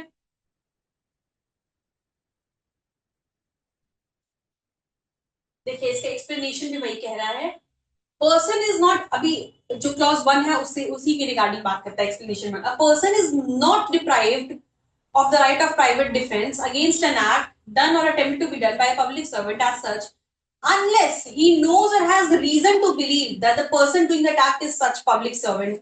भाई अगर उसको नहीं पता था कि वो पब्लिक सर्वेंट है, और उसे लगता है भाई, जेन्युइनली अगर उसे लगता है कि भाई अगर उसकी जान को खतरा है या ग्रीवियस हर्ट है और उसे नहीं पता है कि पब्लिक सर्वेंट है, तो वहां पे उसका प्राइवेट डिफेंस अवेलेबल है। कोई कह रहा है person is not deprived of right to private defence against an act done or attempted to be done by a public servant as such unless he knows or has reason to believe that the person doing is such public servant। अगर उसको नहीं पता है वहां पे तो available है, और अगर पता है कि भाई है तब अवेलेबल नहीं है। सिमिलरली यहाँ पे एक्सप्लेनेशन 2 कह रहा है, ये क्लॉज बी से रिलेट करता है। A person is not deprived of right to private defence against an act done or attempted by the direction of public servant unless, जब तक उसे नहीं पता है, he knows or has reason to believe that person doing act is acting by such direction, कि वो authorities के order से कर रहा है जो कर रहा है, और unless such person states the authority under which he acts, or if he has authority in writing, unless he produces such authority if demanded। भाई या तो उसे पता नहीं है कि भाई आप अथॉरिटी के अंदर कर रहे हो, आपको अथॉरिटी दी गई है, पुलिस पब्लिक सर्वेंट ने आपको अथॉरिटी दी है, आप उसे रिटर्न में या किसी भी साइंड कुछ कुछ जब तक अथॉरिटी नहीं दिखाओगे तब तक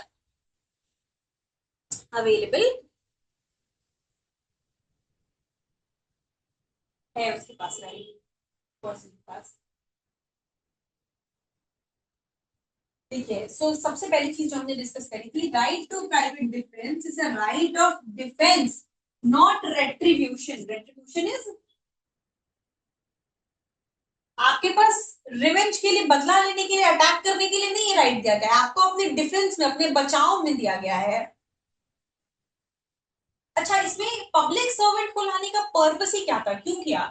because it balances an individual's right to protect themselves. भाई आपके पास राइट तो है खुद के प्रोटेक्शन के लिए, लेकिन पब्लिक सर्वेंट कोई काम कर रहे हैं, आप उसमें किसी तरीके के इंटरप्शन नहीं कर सकते हो, तो ये उसी को बैलेंस करता है। With the state's need to let public servants perform their duties without interference, उनको इंटरफेयर कर रहे हो उनके काम में, तो यहाँ पे ये राइट आपके पास अवेलेबल नहीं है। हालांकि अगर आपको नहीं पता है कि ये पब्लिक अथॉरिटी, कोई पब्लिक सर्वेंट है वो काम कर रहे हैं, किसी अथॉरिटी के अंडर काम कर रहे हैं, तो आप उसके आपके पास अवेलेबल है।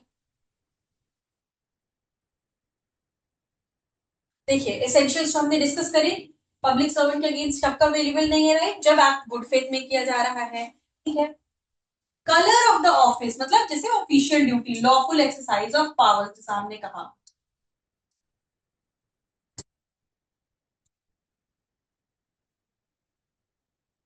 Not reasonably causing the apprehension of death or grievous. ठीक है,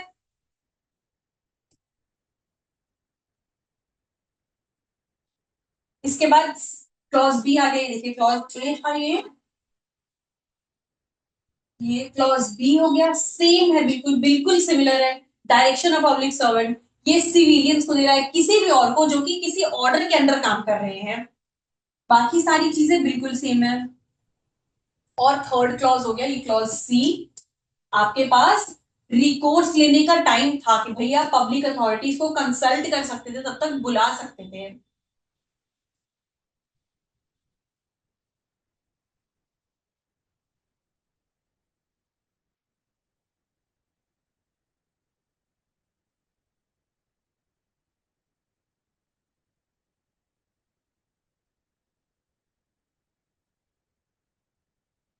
देखिए केस है public prosecutor versus Suryanarayan Halda, although it's not a very important case, but आप समझने के लिए देख सकते हैं। Custom officers seized smuggled goods from Yemen. The smugglers attacked them, claiming the officers lacked legal authority for the search. ठीक है, अब भाई यमन से लेके आ रहे थे स्मगल प्रोडक्ट, स्मगलिंग के गुड्स थे, स्मगल गुड्स थे। स्मगलर्स ने क्या किया कि भाई जो ऑफिसर्स है, कस्टम ऑफिसर्स थे, क्योंकि उन्होंने सीज कर लिया था तो उन पर अटैक कर दिया। उन्होंने कहा कि आपके पास अथॉरिटी थी ही नहीं, लेकिन उसके बावजूद भी आपने सीज कर लिया। कोर्ट ने क्या कहा? कोर्ट ने कहा that since the officers acted in good faith, the accused had no right of private defense। उनके पास अथॉरिटी थी, गुड फेथ में काम किए, सब कुछ सही था, तो आपके पास प्राइवेट डिफेंस में कोई कोई आपके पास प्राइवेट डिफेंस अवेलेबल नहीं था।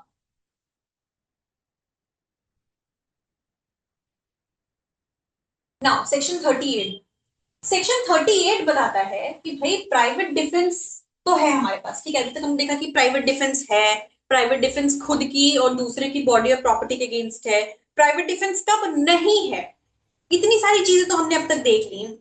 लेकिन अब इस सेक्शन में देखिए, सेक्शन 38 में, कि भाई प्राइवेट डिफेंस का राइट किस एक्सटेंट तक अवेलेबल है, कब आप उसको कितना एक्सरसाइज कर सकते हैं, उसकी एक्सटेंट क्या होगी, उसकी लिमिट क्या होगी।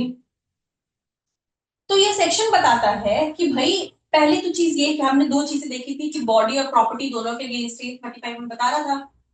35 में हमें यही तो बताया कि बॉडी एंड प्रॉपर्टी दोनों के अगेंस्ट है। तो क्लियरली देखिए सेक्शन 38 जो है वो बॉडी के अगेंस्ट की बात कर रहा है, right of private defence of body, ठीक है, बॉडी की बात करता है। क्या कहता है ये, when the right extends to causing death, मतलब बॉडी, किसकी बॉडी, खुद की या किसी और की, उसके प्रोटेक्शन के लिए, उसके प्रोटेक्शन के लिए आपके पास कब डेथ कॉज करने तक का right to private defence available है। प्राइवेट डिफेंस अवेलेबल है तो हम देख लिया, लेकिन इस एक्सटेंट तक कि सामने वाले की डेथ कॉज की जा सके, किन केसेस में, ऐसे कौन से एक्ट्स होंगे, क्या कंडीशंस हैं जब अटैकर की डेथ तक कॉज की जा सकती है। तो ये जो सेक्शन है ये एग्जेम्पलरी है, एक्सट्रीम कंडीशंस के लिए है। ये कहता है कि भाई जैसे हमने देखा कि डॉक्ट्रिन ऑफ प्रोपोर्शनैलिटी होती है, भाई नॉर्मली क्या है, प्रोपोर्शनेट फोर्स यूज करना है, लेकिन ये एक एक्सेप्शन है। ये सेक्शन कह रहा है, सेक्शन 38 में 7 स्पेसिफिक कंडीशंस दे रखे हैं, 7 केसेस दिए गए हैं, सिनेरियो, ठीक है।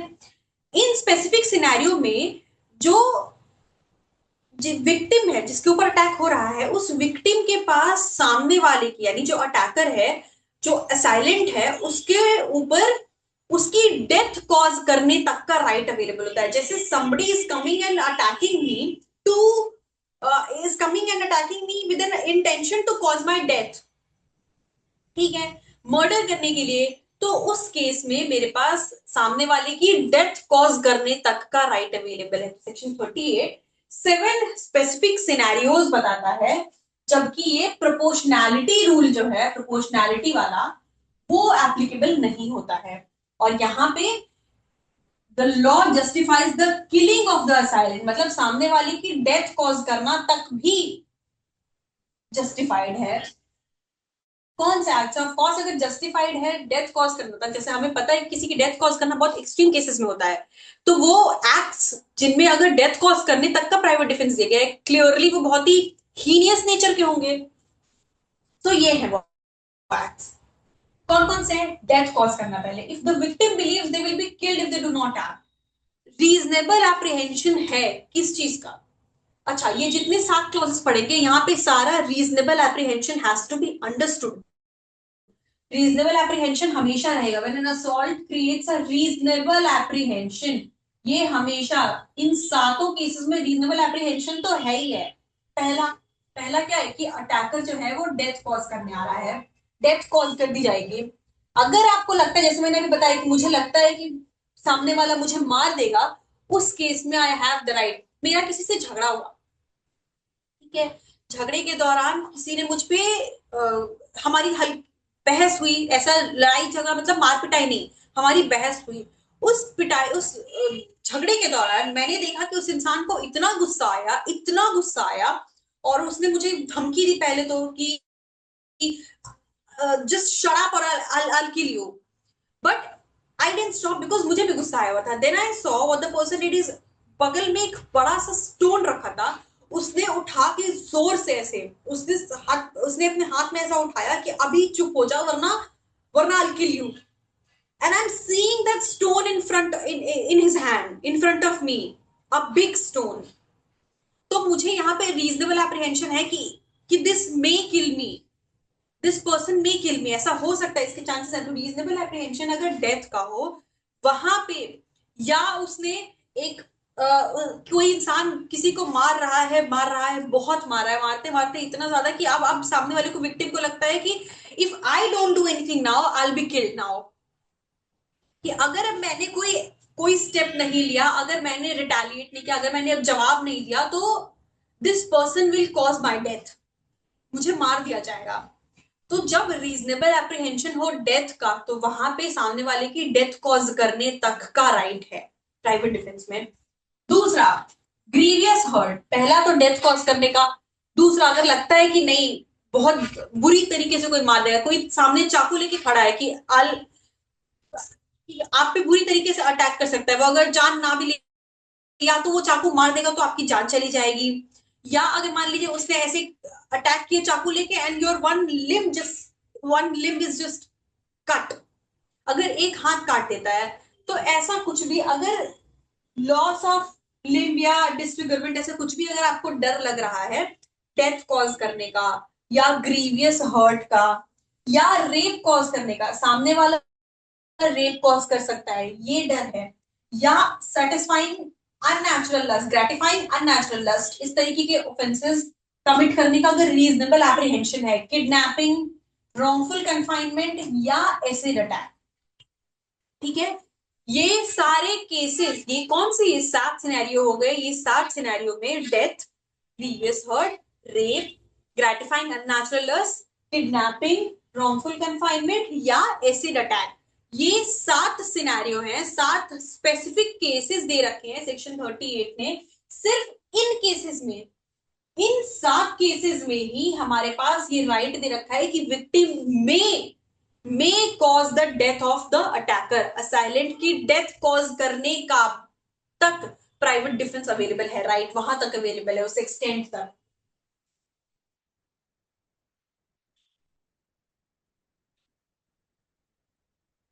सबसे important the reasonable apprehension test, देखिए हमने बार बार डिस्कस किया रीजनेबल एप्रीहेंशन। रीजनेबल एप्रीहेंशन मतलब reasonable is something that you can genuinely believe, ठीक है, बिकॉज ऑफ समथिंग, कुछ देख के, based on the factors, based on the scenario, based on the circumstances, कुछ भी ऐसा देख के यू जेन्युइनली बिलीव दैट। और एप्रीहेंशन इज प्रिडिक्ट करना, प्रिडिक्शन की जा सकती है, फोरसी करना। तो क्या है सबसे इंपॉर्टेंट, नॉट स्पेक्यूलेटिव, ऐसा नहीं कि अंदाजा है, फीलिंग है कि ऐसा हो सकता है, नहीं, वो नहीं, वो आपका रीजनेबल एप्रीहेंशन में नहीं आएगा। कुछ ऐसा है कि भाई आपको, you have reason to believe कि भाई बिल्कुल हो सकता है, रियल एंड इमीडिएट, कुछ किया जा सकता, कुछ कॉज कर सकता है ऐसा।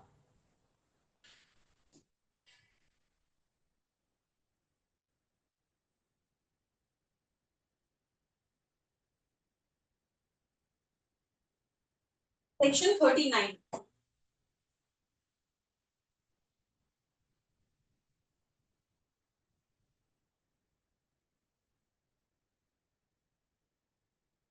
सेक्शन 39 क्या कहता है?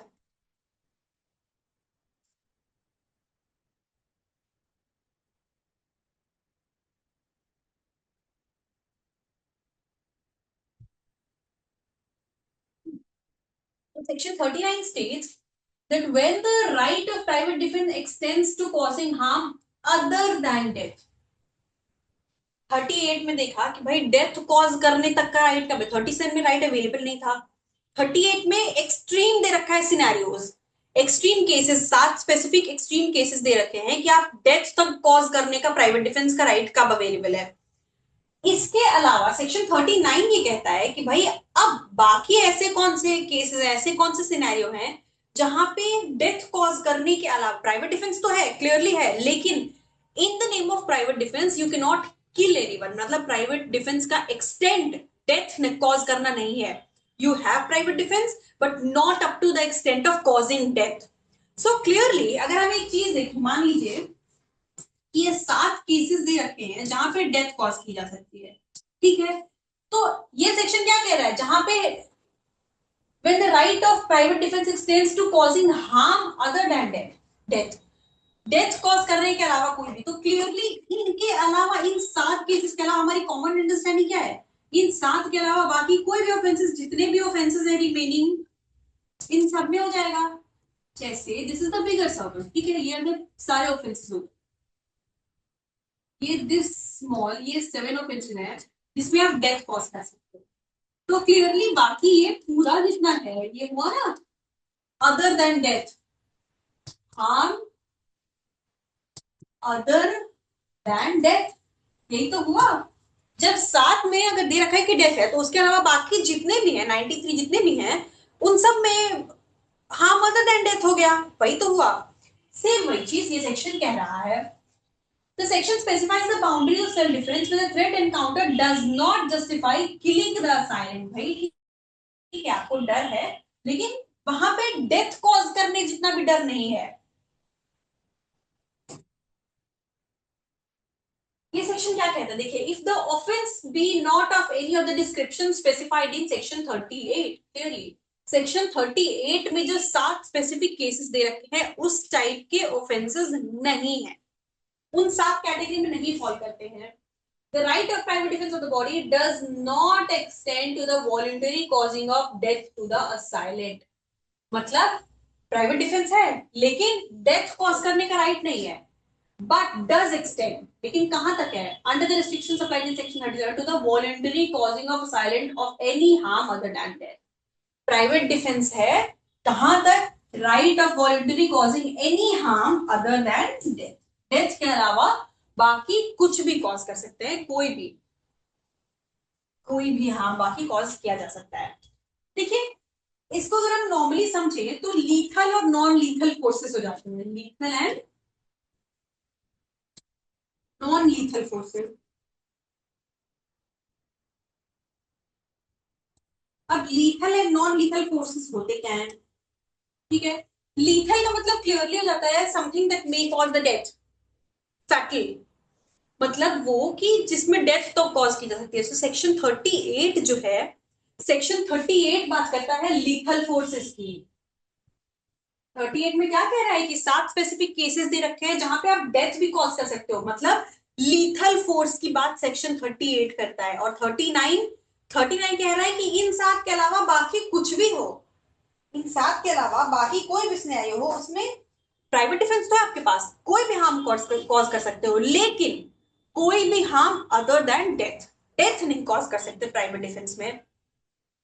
क्यों, उसके पीछे का रीजन क्या है, the reason is because the law believes that proportionality होनी चाहिए। उन केसेस में जो हमने पिछले सेक्शन में देखे, सेक्शन 38 में एक्सट्रीम सिनेरियोज है, जैसे हमने रेप देखा, ग्रेटिफाइंग अननेचुरल लस्ट देखा, ग्रीवियस हर्ट देखा। ग्रीवियस हर्ट में क्या है, like somebody caused you blindness, ऐसा कुछ, by using a sharp spear उसको गर्म करके एंड आंखों में डाल दिया, कॉज यू ब्लाइंडनेस। तो ऐसे एक्सट्रीम सिनेरियोज हैं, आपको उस तरीके का कुछ खतरा लगता है तो वहां पे आप अपनी जान बचाने के लिए कुछ भी कर सकते हो, सामने वाले की भी जान ले सकते हो। लेकिन उसके अलावा कुछ भी हो रहा है तो भाई वो इतना खतरनाक नहीं है कि आपको सामने वाले की जान लेने की जरूरत पड़े। आपके पास फोर्स है, नॉन लीथल फोर्स है, प्रोपोर्शनेटली उसको यूज करिए। जितना सामने वाले से आपको डर है, आप रीजनेबल एप्रीहेंशन है, उतना फोर्स में सामने वाले पे यूज कर सकते हैं आप।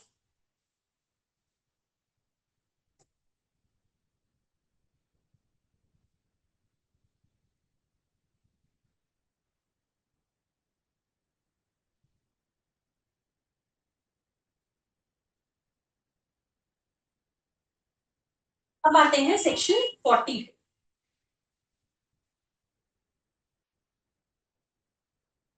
सेक्शन 40 एंड सेक्शन,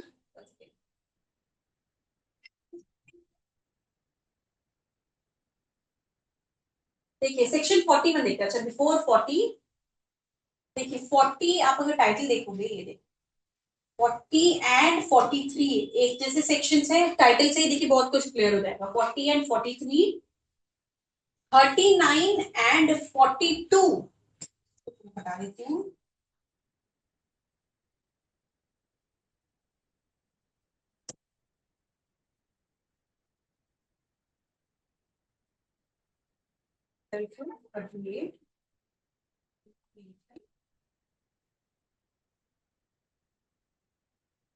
भी आगे भी पढ़ेंगे इसे। तो देखिए सिमिलैरिटी है इस सेक्शंस को, इस टॉपिक को, private defence is a very easy topic. हमने अभी तक क्या देखा, बहुत जनरल सी चीज है कि भाई प्राइवेट डिफेंस अवेलेबल है खुद की या दूसरे की बॉडी एंड प्रॉपर्टी के अगेंस्ट।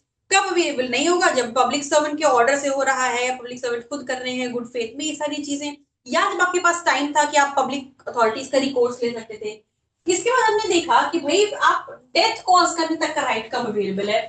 तो जो 39 सेक्शन है, द सेक्शन इज सेक्शन 42, ये दोनों एक ही सेक्शन है, बिल्कुल सिमिलर सेक्शन है। डिफरेंस क्या है देखिए, जब आप सेक्शन की लाइन पढ़ोगे बिल्कुल सेम है। डिफरेंस क्या है, section 39 is in case of human body, offence against human body, offences against, ठीक है। ये ऐसे ऑफेंसेस की बात करता है जो कि 38 is similar to 38 is similar to 41, 39 is similar to 42 and 40 is similar to 43। तो ऐसे इजीली याद किया जा सकता है। देखिए 38 जो है इसको अगर टैब्यूलर फॉर्म में ऐसे लिखें, मान लीजिए, चलिए आप करते हैं ह्यूमन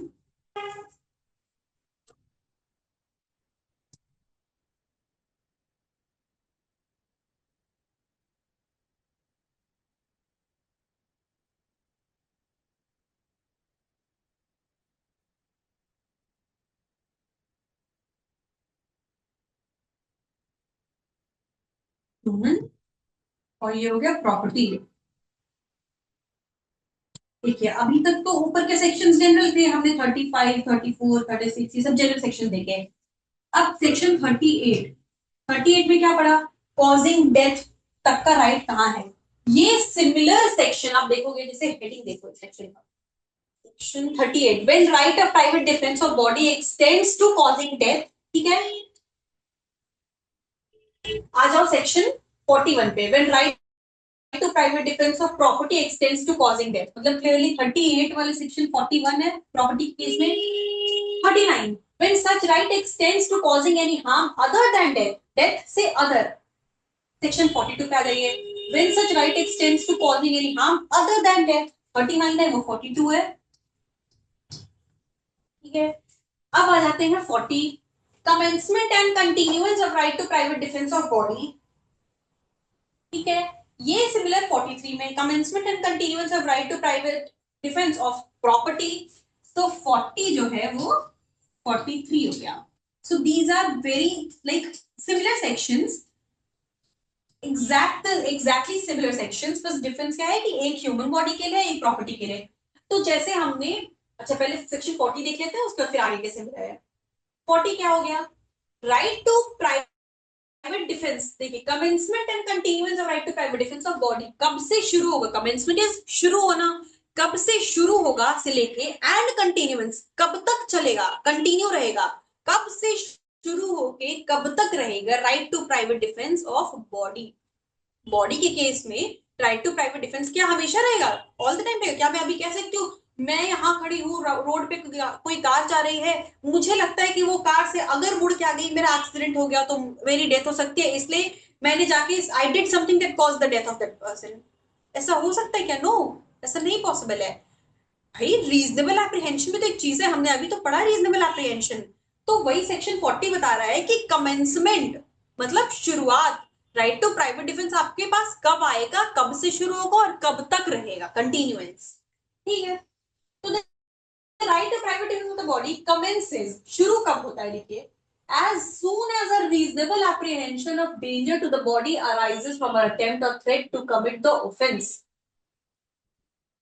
जैसे ही, जैसे ही अगर रीजनेबल एप्रीहेंशन होता है कि कोई डेथ, कोई ऑफेंस कमिट किया जा सकता है, जैसे ही किसी ऑफेंस के होने का रीजनेबल एप्रीहेंशन होता है, उसी मोमेंट से, the very moment right to private defence मेरे पास आ जाएगा, ठीक है।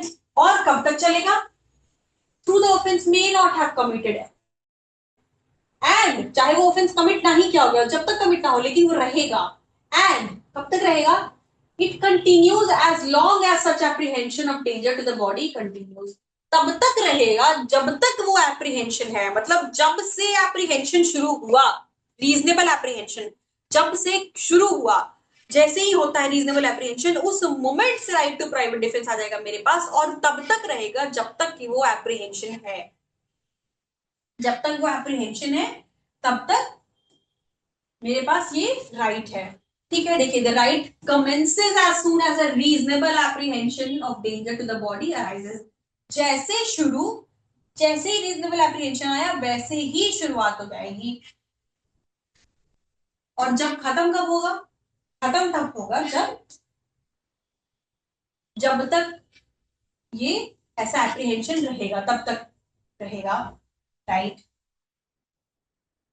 ठीक है, तो जैसे बेसिकली ये राइट आता है, जैसे ही एप्रीहेंशन है वैसे ही राइट आ गया। तो सिंपल सी चीज है कि मतलब रीजनेबली आपको जेन्युइनली अगर किसी ने धमकाया या डर लगा, किसी भी वजह से आपको लगता है कि आपकी डेथ कॉज की जा सकती है या ऐसा कोई भी ऑफेंस हो सकता है अगेंस्ट यू, तो उस मोमेंट से आपके पास राइट टू प्राइवेट डिफेंस आ जाता है, और जब तक ऐसा एप्रीहेंशन है तब तक रहता है। मतलब ये कि the moment such apprehension ends, आपका राइट टू प्राइवेट डिफेंस भी खत्म हो जाता है। और उसके बाद एप्रीहेंशन खत्म होने के बाद अगर आप कोई प्राइवेट डिफेंस के नाम पे कोई एक्ट करते हो तो उसका डिफेंस नहीं मिलेगा, वहां लाइबिलिटी बनेगी, वहां पे डिफेंस नहीं मिलेगा। तो हमने देखा कि 38, देखिए पिछले 38 से सिमिलर 41, 39 से सिमिलर 42, 40 से सिमिलर 43, ठीक है। तो 38 हमने देखा था, 38 क्या कह रहा था? 38 ने कहा भाई कि बॉडी के केस में, बॉडी के against right to private defence कब किसी के डेथ कॉज करने तक का अवेलेबल होगा। The similar section is given under section 41, ठीक है। अब क्या है अंतर, क्या है जिससे हम देखा प्रॉपर्टी के केस में, प्रॉपर्टी के केस में कब सामने वाले की डेथ कॉज करने तक का राइट होगा। तो देखिए, the right of private defence of property x tends under the restrictions specified in section 37। मतलब ये है कि सेक्शन 37 का एक्सेप्शन हमेशा लेके चल रहे हैं हम। जो हमने टाइम की बात की थी कि रिपोर्ट्स लेने के लिए अगर आपके पास सफिशिएंट टाइम हो, या पब्लिक अथॉरिटीज की जो बात की थी, वो एक्सेप्शन ऑल द टाइम लेके चल रहा है। उसके अलावा वो एक्सेप्शन एक अंडरस्टूड ही चलता है। उसके अलावा right to private defence property के अगेंस्ट किसी की डेथ कॉज करने तक का अवेलेबल होगा कब? If the offense committing of which or the attempt to commit which occasion the exercise of the right to be an offense of any of the descriptions, इन चार में से कोई offense, मतलब जैसे हमने सेक्शन 38 में देखा, 38 में क्या था? बॉडी के केस में 7 स्पेसिफिक कंडीशंस दे रखे थे कि भाई जब इन 7 क्राइटेरिया में फॉल करेगा कोई एक्ट, तभी आपके पास राइट है कि आप राइट टू प्राइवेट डिफेंस के लिए किसी की डेथ भी कॉज कर सकते हो, ठीक है। अब सेक्शन 41 कहता है कि 4 केसेस दे रखे हैं, इसने स्पेसिफाई कर रखा है कि अगर प्रॉपर्टी के अगेंस्ट ये 4 तरीके के ऑफेंसेस होंगे, मतलब अगर जो एक्ट है वो ऐसी कैटेगरी में फॉल करता है।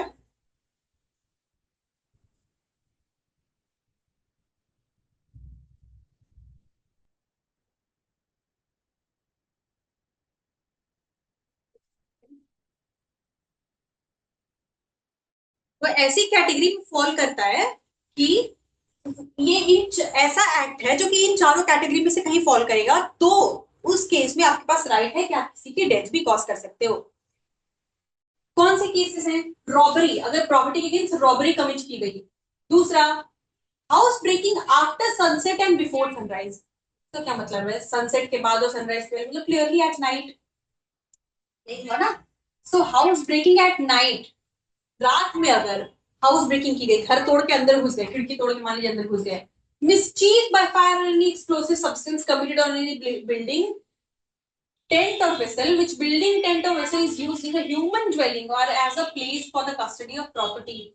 कोई ऐसी बिल्डिंग जिसमें लोग रहते हो, उसमें अगर कोई मिसचीफ किया जाए, ठीक है, फायर से या किसी भी और एक्सप्लोसिव सब्सटेंस की वजह से मिसचीफ क्रिएट किया जाए, या फिर लास्ट क्या है, थेफ्ट, मिसचीफ और house trespass under such circumstances as may reasonably cause apprehension that death or grievous hurt will be the consequence।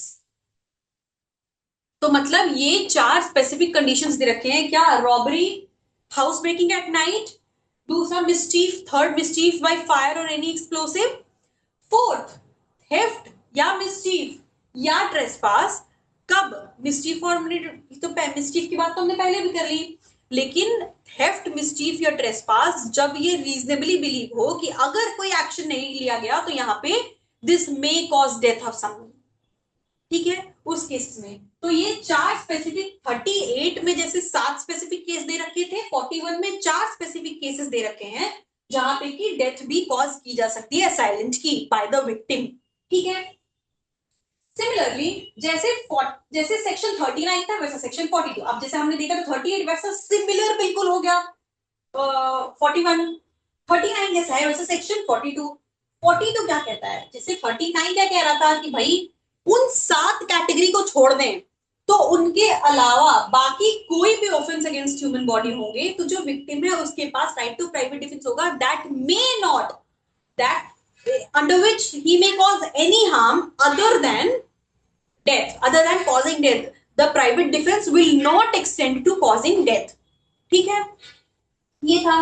सो 42 ये कहता है भाई देखिए आप प्रॉपर्टी के केस में आपके पास कब ये राइट होगा कि आपके पास डेथ कॉज करने का राइट कब नहीं है। So 42 कहता है in the offence committing of which or the attempting to commit which occasions the right of exercise of the right of private defense by theft, mischief or criminal trespass not of any description specified under section 41।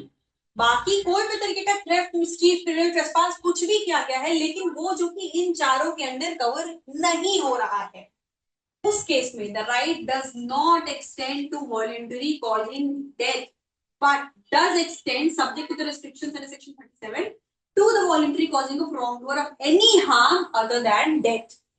so बिल्कुल 39 की तरह कि इसमें दिया रखा है कि भाई अगर उन चार के अलावा कोई भी मिसचीफ, ट्रेसपास, थेफ्ट कुछ भी हो रहा है तो आपके पास राइट टू प्राइवेट डिफेंस है, that will not extend to causing death of the assailant. Death cause करने तक का राइट नहीं है, आपके पास प्राइवेट डिफेंस है लेकिन डेथ कॉज करने का नहीं। देन सिमिलरली 40 जैसे था वैसे ही सेक्शन 43 बिल्कुल सेम, उसमें हमने देखा कि भाई कमेंसमेंट कब होगी और कंटिन्यूएंस कब होगा, इसमें भी सेम चीज कह रहा है। देखिए अब इसमें एक एक करके अलग अलग दिया, अलग अलग करके क्यों दे दिया, क्योंकि हमने वहां पे ऑफेंसेस अगेंस्ट ह्यूमन बॉडी एक साथ ले लिए, यहाँ पे ऑफेंसेस को अलग अलग करके हर जगह पे स्पेसिफाई कर रखा है। ऑफेंस अगेंस्ट प्रॉपर्टी में भी दे रखा था, जैसे देखिए पिछले हमने देखा था यहाँ पे भी दे रखा है कि थेफ्ट, मिसचीफ, क्रिमिनल ट्रेसपास ये सब अलग अलग करके दे रखा है, तो इसमें अलग अलग ऑफेंसेस के लिए अलग अलग दे रखा है। तो 43 क्या कह रहा है कि भाई प्रॉपर्टी के अगेंस्ट कब शुरू होगा right to private defence, commences when a reasonable apprehension of danger to the property commences. ठीक है, प्रॉपर्टी को रीजनेबल एप्रीहेंशन जैसे ही किसी डेंजर का होता है, प्रॉपर्टी के अगेंस्ट जैसे ही कोई रीजनेबल एप्रीहेंशन ऑफ डेंजर शुरू होता है, जैसे ही वैसे ही आपके पास right to private defence against property आ जाएगा।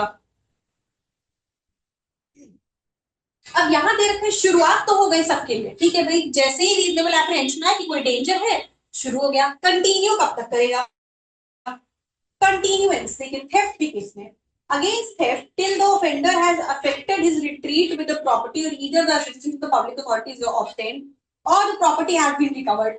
ठीक है, दूसरा against robbery as long as the offender causes or attempts to cause to any person death or hurt or wrongful restraint or as long as the fear of instant death or instant hurt or instant personal restraint continues, criminal trespass or mischief as long as the offender continues in the commission of criminal trespass or mischief, or last house breaking after sunset and before sunrise, मतलब at night वाला जो हमने ऊपर देखा था,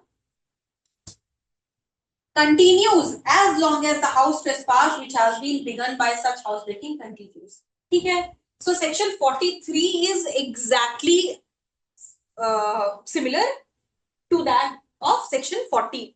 ठीक है, जैसे 38 है वैसे 41 है, जैसे 39 है वैसे 42 है, जैसे 40 है वैसे 43 है, सिमिलर सेक्शन है, एक बॉडी के लिए, एक प्रॉपर्टी के लिए, एक बॉडी के लिए, एक प्रॉपर्टी के लिए, यही अंतर है। अब आते हैं सेक्शन 44 पे, 43 तक हो गया।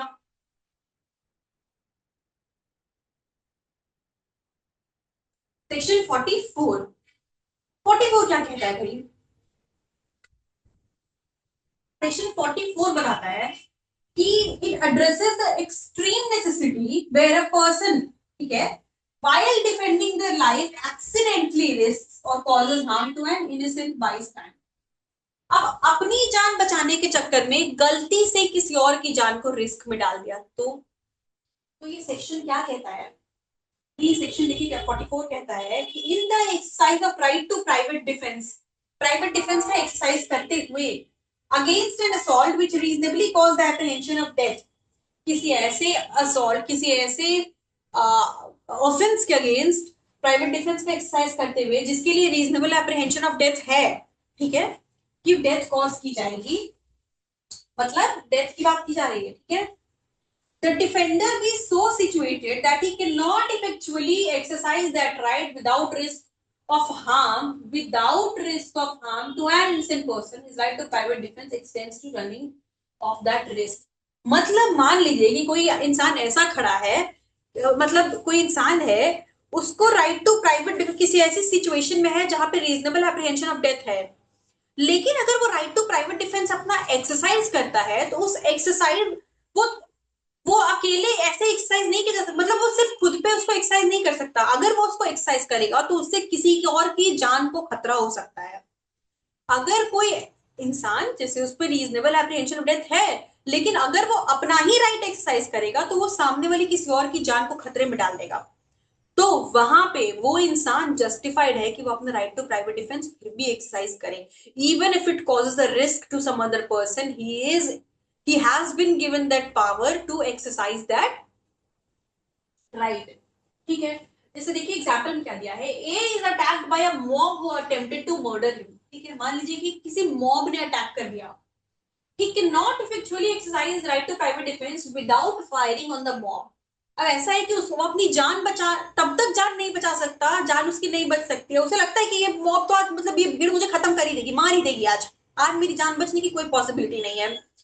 उसके पास एक गन है, लाइसेंस गन है, वो क्या करता है कि उसे लगता है कि इस मॉब से बचने का सिर्फ ये तरीका है कि यहाँ से भाग जाओ, किस तरीके से, if I fire a shot, gun shot, तो शायद भीड़ स्कैटर हो, थोड़ा मैं भाग सकूं।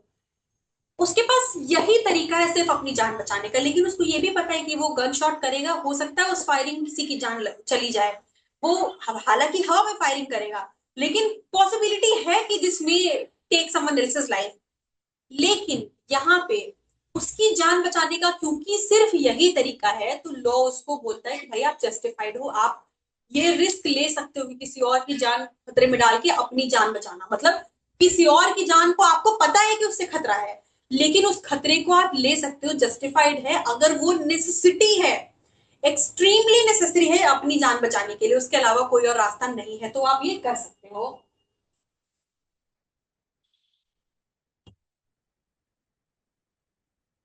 वही वही कह रहा है, एड्रेसेस द एक्सट्रीम नेसेसिटी, भाई उसके अलावा कोई रास्ता नहीं है, वही है where a person defending their life, अपनी जान बचाने के लिए accidentally risk causes harm to an innocent bystander, अपनी जान बचाने के लिए किसी और की जान को खतरे में डालता है, लेकिन तब ये सिर्फ एप्लीकेशन सेक्शन का तब आएगा जब नेसेसिटी, एक्सट्रीम नेसेसिटी थी, ये नहीं कि आपने मौका देखा और मौका देख के अपने अपना रिवेंज पूरा करने के लिए, अपने वेंजेंस को निकालने के लिए आपने उस पर अटैक कर दिया, नहीं, if you know that this is the only option available, तभी जाके ये सेक्शन जो है एप्लीकेशन में आएगा, एंड देन उस एक्ट के लिए कोई लाइबिलिटी नहीं बनेगी।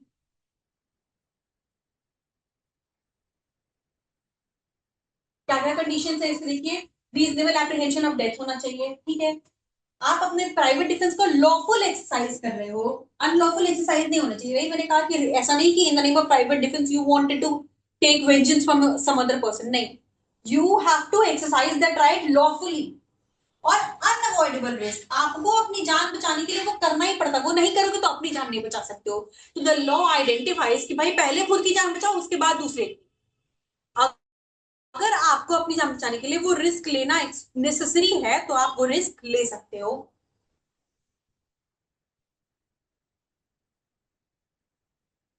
सो विद दिस हमने ये सेक्शन, ये पूरा चैप्टर कंप्लीट कर लिया, सेक्शन 44 तक हमने यहाँ कंप्लीट कर लिया, मतलब सेक्शन 14 टू 44 जो कि जनरल एक सेक्शंस हैं, हमने इसे पूरा कवर कर लिया, इसमें हमने बहुत सारे सेक्शंस देखे जो कि अभी तक कई बार डिस्कस कर चुके हैं हम लोग रिवीजन में, बाउंड बाय लॉ, फिर जुडिशियल फंक्शंस, फिर जस्टिफाइड बाय लॉ, उसके बाद फिर माइनॉरिटी, इंसैनिटी, नेसेसिटी, एक्सीडेंट, ये सारी चीजें हमने डिस्कस करी, कंसेंट, गुड फेथ, ये सब डिस्कस करते हुए वी केम, आज हमने ये डिस्कस किया ये topic right to private defence, जो कि 14 से 44 के अंदर 34 से लेके 44 तक के सेक्शन हैं। ये तो पूरा जनरल एक्सेप्शन हो गए, इसके अंदर के ये जो है ये हो गए राइट टू प्राइवेट डिफेंस, ये कवर कर लिया। अब कल से विल बी स्टार्टिंग विद, हमने पूरा एक एक topic with important illustration, with important cases, with some important questions जो कि नॉर्मली पूछे जाते हैं, उसके साथ हमने डिस्कस किया। नेक्स्ट क्लास में हम स्टार्ट करेंगे चैप्टर 4 जो कि है अबेटमेंट, कॉन्स्पिरेसी एंड अटेम्प्ट। ठीक है, इसके पहले, इसको समझने के पहले there is this concept,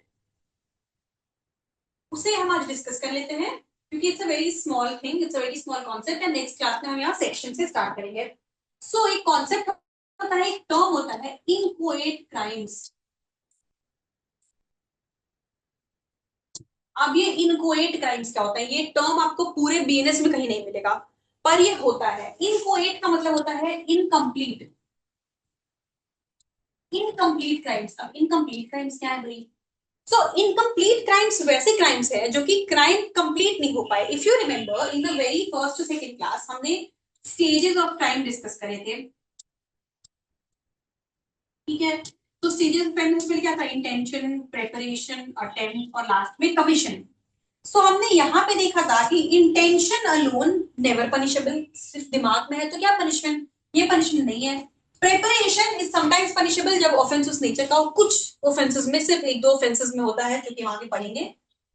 attempt, attempt जो है वो भी पनिशेबल है और कमीशन वो भी पनिशेबल है यहाँ पे। अब अटेम्प्ट ही है यहाँ से, अटेम्प्ट और कमीशन ही तो है, यहाँ से यहाँ चला जाएगा ये, क्योंकि अटेम्प्ट जो है अगर सक्सेसफुल हुआ, अटेम्प्ट सक्सेसफुल हो गया तो कमिट हो गया ऑफेंस, नॉट अगर सक्सेसफुल हुआ तो अटेम्प्ट स्टेज पे ही रह गया, तो ये दोनों स्टेजेस पनिशेबल है। ये अटेम्प्ट भी क्यों पनिशेबल है? क्योंकि भाई आपका इंटेंशन छोड़ने का नहीं था उस इंसान को, इंटेंशन आपको ऑफेंस कमिट करने का ही था, लेकिन वो तो किसी वजह से सक्सेसफुल नहीं हो पाया, इसलिए वो इंसान बच गया, या जो भी ऑफेंस कमिट करना था, तो इसलिए अटेम्प्ट स्टेज भी पनिशेबल है। इसी को यहाँ पे क्योंकि ये कंप्लीट नहीं हो पाया, यहाँ हम देख रहे हैं, हमने कहा सक्सेसफुल नहीं हो पाया मतलब कंप्लीट नहीं हो पाया। आपका इंटेंशन क्या था? इंटेंशन तो कमिट करने का था, लेकिन क्योंकि ये कंप्लीट नहीं हो पाया तो इसी को कहते हैं अटेम्प्ट, या ये जो इसी को कहते हैं इनक्वेट, ये जो कवर होगा ये हो जाए, इसको कहेंगे इनकम्प्लीट ऑफेंसेस, इनकम्प्लीट ऑफेंस। और क्योंकि कॉन्स्पिरेसी और अबेटमेंट ये भी ऑफेंस को डायरेक्टली नहीं कर रहे हैं, डायरेक्टली कोई नहीं कर रहा है, ये इनडायरेक्टली किया जा रहा है, ये अधूरे तरीके से किसी को भड़का के, किसी को उकसा के, कंस्पायर करके, प्लान करके, सिर्फ चीजें, इतना ही रोल है इसका। तो क्योंकि ये कमीशन तक के स्टेज तक नहीं पहुंच रहा है, पर उसके प्रायर एक स्टेज है, एनकरेजमेंट कह सकते हैं या प्लानिंग कह सकते हैं, ये सारी चीजें, तो क्योंकि ये इनकम्प्लीट है, पनिशेबल है अपने आप में, पनिशेबल है ये, ऐसा नहीं कि पनिशमेंट नहीं होगी, हमने देखा अटेम्प्ट की भी पनिशमेंट यहाँ पे बनती है, तो पनिशेबल ये होंगे, अबेटमेंट, कॉन्स्पिरेसी या अटेम्प्ट, ये तीनों अपने आप में पनिशमेंट पनिशेबल है, लेकिन क्योंकि कमीशन के स्टेज तक नहीं पहुंचे, इनकम्प्लीट रह गया, इसीलिए इन्हें कहते हैं इनकोएट क्राइम्स। इनकोएट क्राइम्स यानी इनकम्प्लीट क्राइम्स, ऐसे क्राइम जो कंप्लीट नहीं हो पाए, लेकिन ऑल्दो ये कंप्लीट नहीं हुए बट इसने सारे स्टेजेस को फुलफिल किया है, ये कमीशन, इसका जो इंटेंशन था वो कमीशन का ही है आगे, इसलिए इसको हम पनिशेबल मानते हैं। ये तीनों ऑफेंसेस जो है, अटेम्प्ट, कॉन्स्पिरेसी या अबेटमेंट, तीनों पनिशेबल है, इन्हें ही हम इनकोएट क्राइम्स कहते हैं। सो इनकोएट क्राइम्स क्या हो गए? वैसे क्राइम्स जो कि कंप्लीट नहीं है, इनकम्प्लीट क्राइम्स, बट क्योंकि they are done with the intention of committing a crime, ये उसके प्रायर स्टेजेस है, इसलिए ये भी पनिशेबल होते हैं। ये एक छोटा सा कॉन्सेप्ट है इनकोएट क्राइम्स का, कई बार बस ये इसमें ऑप्शन में ऐसे क्वेश्चन पूछ ले जाते हैं कि इनमें क्या क्या इनकोएट क्राइम्स में आएंगे क्या नहीं, सो इसलिए बस ये। अब नेक्स्ट सेक्शन में, ये बस कुछ ही सेक्शन है, ज्यादा नहीं है, कुछ ही सेक्शन है, तो इसे हम नेक्स्ट नेक्स्ट लेक्चर में, जब भी हमारे नेक्स्ट लेक्चर में हम ये डिस्कस करेंगे abetment, conspiracy and attempt. Attempt and conspiracy तो बहुत छोटा सा है, मेन हमें इसमें अबेटमेंट समझना है, अबेटमेंट क्या है, अबेटर क्या है, पनिशमेंट इनकी कब कब बनेगी, क्या कितना होगा, लाइबिलिटी कब बनेगी, वो सारी चीजें हम इसके अंदर समझेंगे। सो ये जो चैप्टर है, chapter 4 of BNS deals with inchoate crimes. Please remember this term, inchoate crimes, and we'll be discussing these sections in detail in the next lecture.